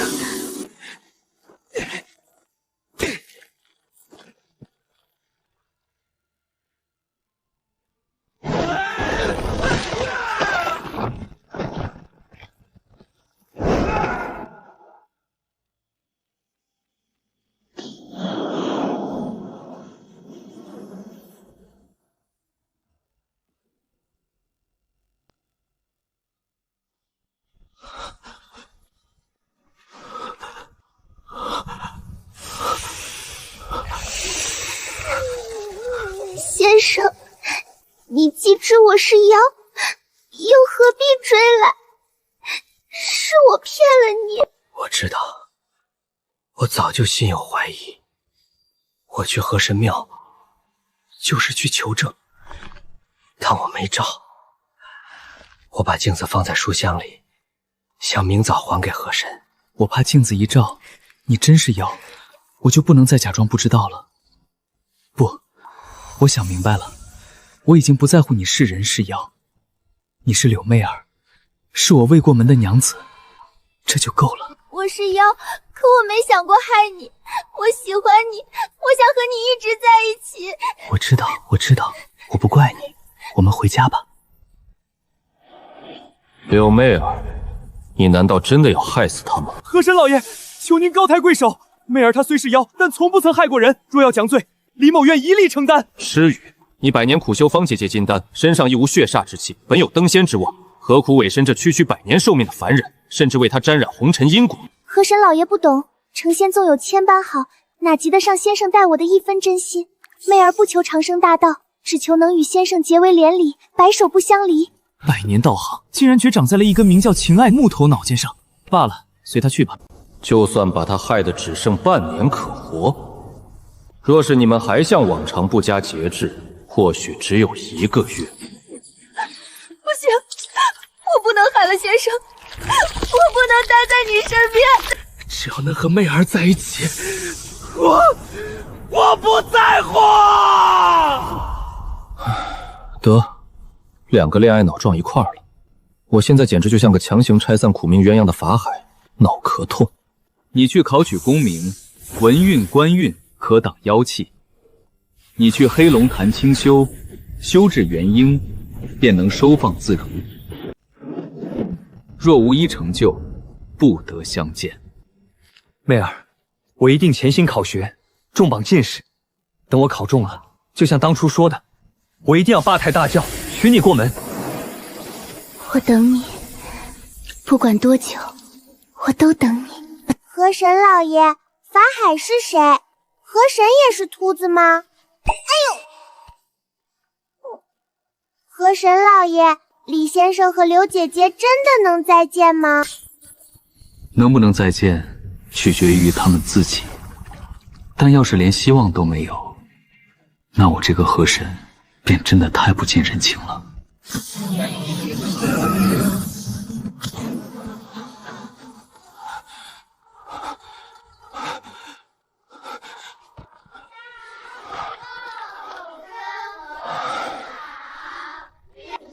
李先生，老爷有东西让我交给你。老爷说，这颗药丸能帮你补气益血，弥补身体亏空嘞。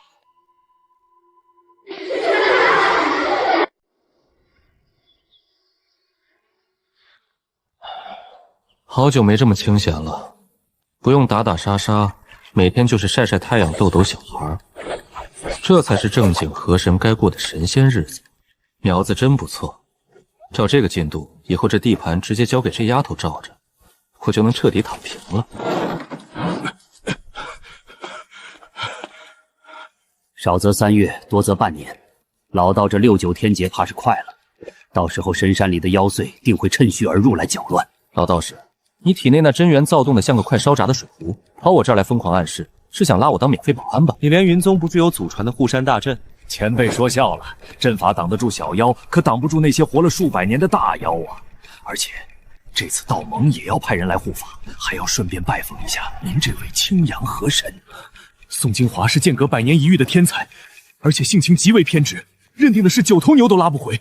他若是认定前辈是祸害，无上剑阁，听名字就是一群只懂砍砍砍的莽夫。你怕我吃亏，还是怕他吃亏？我怕您一巴掌把剑阁真传拍死，最后倒霉的还是我刘云宗啊！前辈，您能不能先去睡一觉？等前辈大梦初醒，宋金红早已不在，咱们没必要跟疯子一般见识。让我一个化形大妖，为了堵一个小女娃去装睡？老头，你这狗道修得挺深啊，把胆小怕事说得这么清新剔碎。我困了就睡，想醒就醒，我没必要躲着谁。若是有不开眼的撞上来，哼，我也不会怪谁。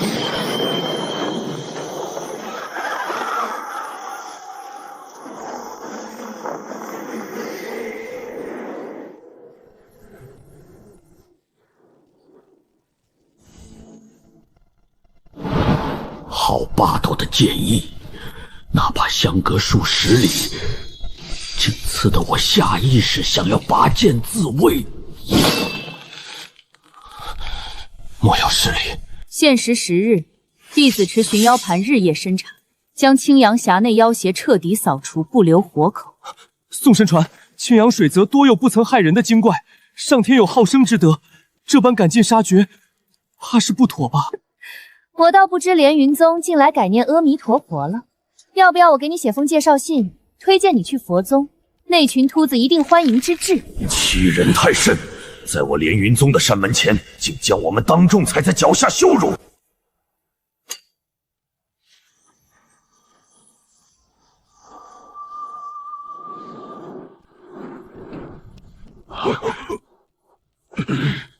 怎么，诸位还有异议？这也是对那白水河神的考验。若他安分守己配合我们，我道盟可赏他一个8品河伯的证明；若他妖性难驯，哼，他这河神便也别想再当了。疯了，真是疯了！你们这是在逼一位化形大妖掀桌子啊！坏了！是剑阁的人！青阳要变天了。他们眼里揉不得沙子，只要是妖，不管好坏，统统都要杀，一个活口都不留。完蛋了，青阳要变天了，现在只能躲着。河神老爷，您可千万不能坐视不理呀！娘，剑阁很可怕吗？可怕，非常可怕！都给我老实待着，不许出声，绝不能让这群疯子动我崽子一根毫毛。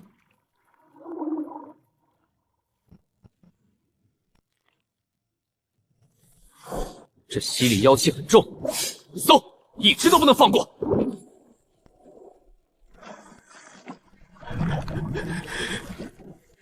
别发现我！别发现我！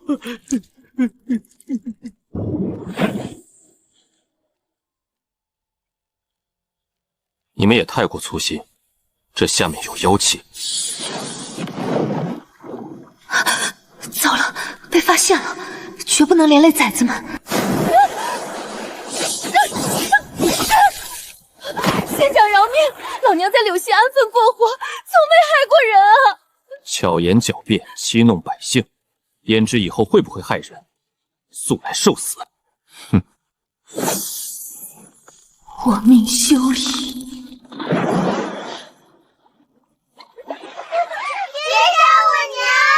原来还藏了一群小妖，正好送你们母子团聚。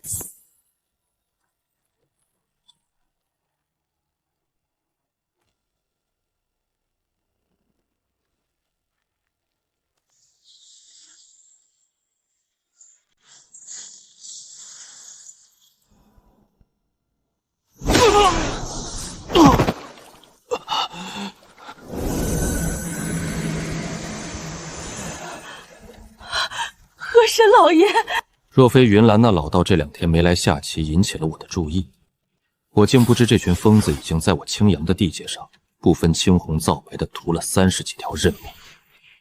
这种非黑即白的莽夫，真是欠收拾。在我的水域上，要杀我的水族。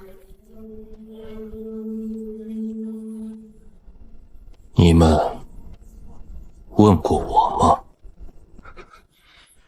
若你能秉持正道帮我们斩妖，我剑阁可向皇朝保你一个正神之位。但你若袒护妖物，便是与天下正道为敌，请河神想清楚。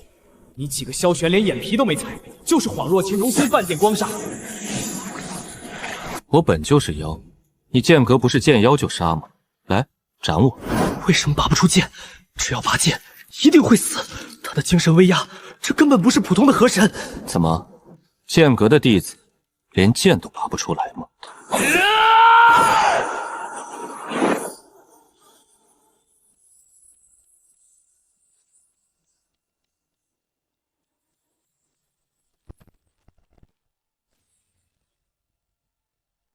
回去告诉你们上头，这2个被我扣下了，让他来河神庙领人。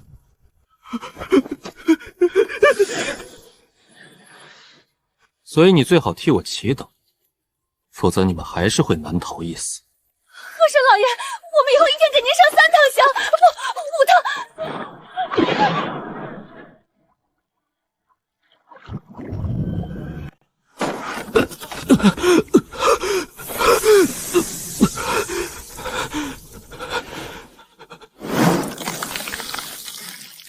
他废了萧玄，还让我去河神庙领人，好一个白水河妖！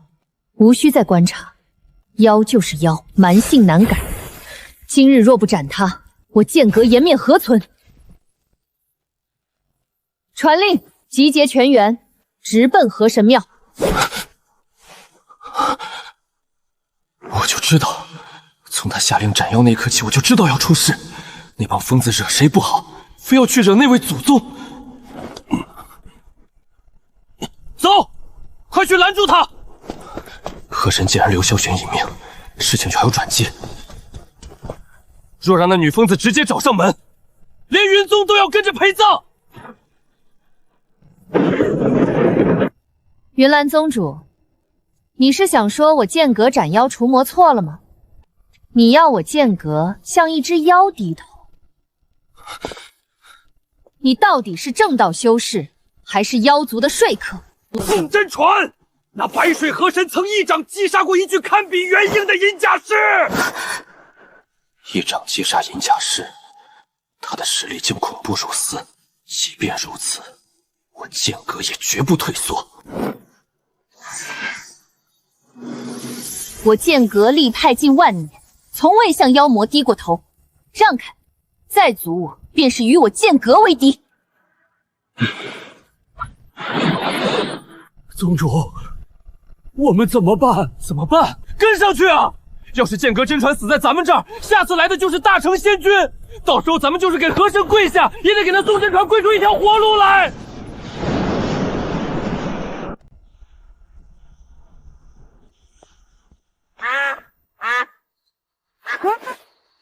这2人一定做了很坏的事情，所以被河神老爷狠狠揍了一顿嘞。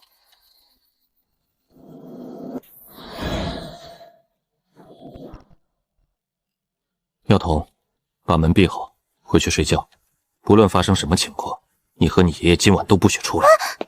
河神老爷好像生气了。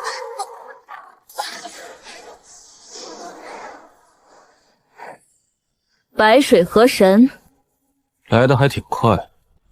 主事的既然来了，还你。废我弟子修为，辱我剑阁门楣。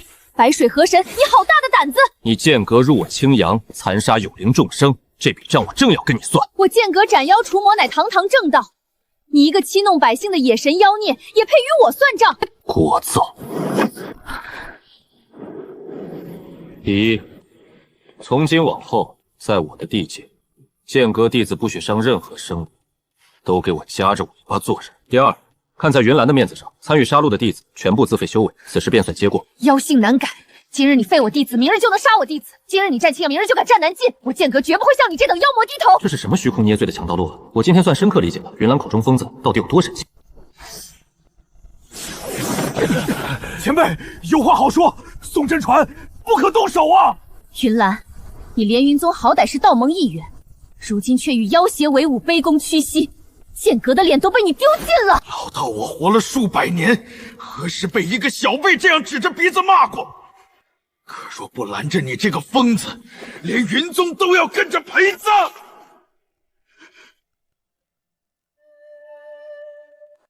河神前辈，老道求您饶宋真传一命。这老头为了宗门真是操碎了心，只可惜他拼死护着的人，根本是个不可理喻的疯子。云岚，你给我滚开！这是飞雪剑法，剑气横空，万载冰封，快退！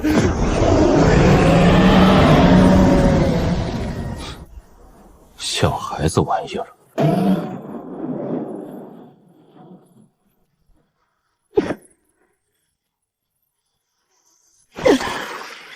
怎么可能？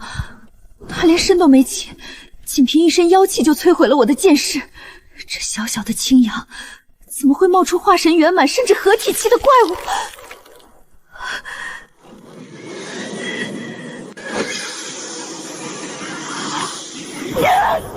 本命飞剑，他在燃烧本命飞剑的根基，他这是要拼命啊！白水河神，速速伏诛！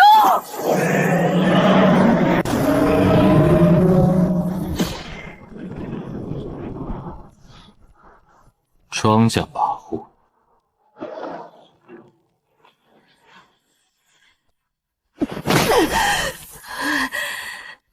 以为这就完了。是法宝，万载冰，剑阁12名剑之一。哦，这股寒意总算拿出了点像样的东西。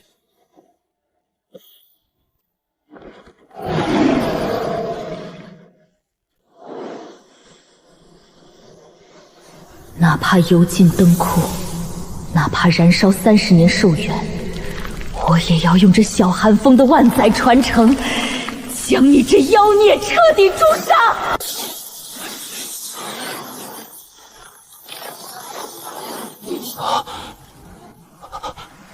好恐怖的一剑！难道连深不可测的河神前辈也会被这一击撼动吗？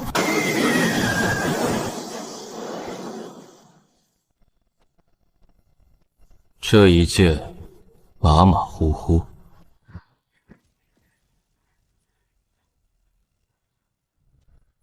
这玻璃珠子倒是挺好看。不可能！我倾尽所有燃烧生命的一击，竟然没能在他身上留下一道伤口。他到底是什么怪物？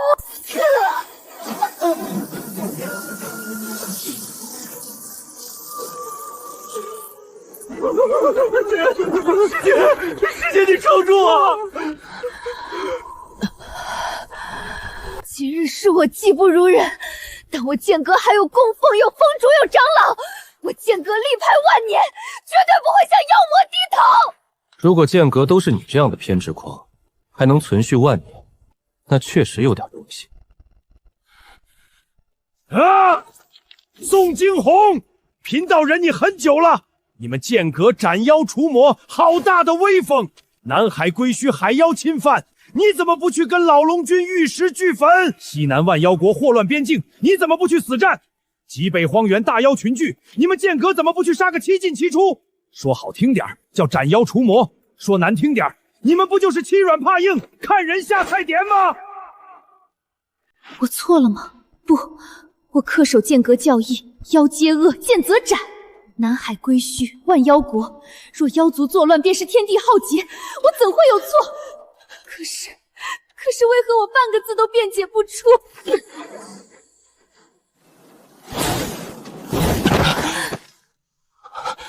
宋真传，撑住，不要前世这样受住。和珅前辈，我这是替您出气。这群人上来就喊打喊杀，着实过分。您说是不是这个理儿？为了保下这女人，倒是难为你们两个老道人。不过我的道早已划得明明白白。这股力量根本无法阻挡。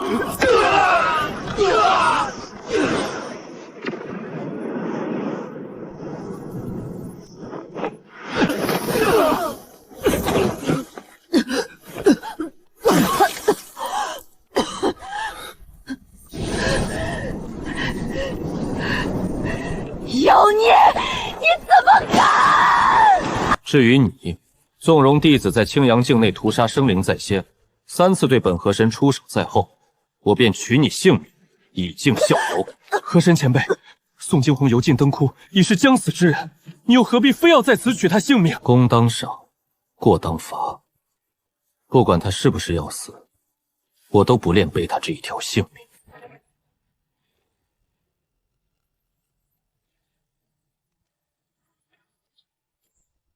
完了，不仅7位弟子全被废了，更重要的是宋惊鸿，这位剑阁重点培养的真禅弟子，如今落得这般下场，我该如何向道盟交代？如何向霸道的剑阁交代？今日之事就此了结，剩下的人交给你们处置。这剑丸，剑阁冲撞本神暂且扣在我这儿。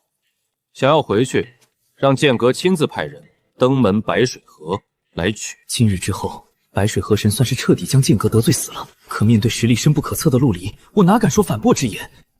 多谢前辈，手下留情。回去吧。师兄，别愁眉苦脸了，我们已经尽力了。如今连云宗紧邻白水河，河神前辈修为通天，又并非凶蛮不讲理之辈，我们只能站在他这边，这是别无选择的事。这下宋惊鸿身死，剑阁必定高法高手必会出手，甚至惊动洞婆界大能大成仙君也未必不可能。时候恐怕整个青阳地界都要遭殃。再者说，师兄以为河神前辈到底是何等修为？宋惊鸿乃是元婴圆满，手握剑阁名剑，竟被前辈一招碾压，莫不是大成妖君？若真是如此，就算剑阁的那位无上剑君现身，河神前辈也是不怕的。不太可能，皆是坐镇妖域的无上存在，怎么可能屈居这小小的白水河？或许他老人家是合体妖尊。我与蓬莱岛的玄真道友有旧，他们对待妖族颇为中立。我再修书一封送往蓬莱岛，请他们从中斡旋。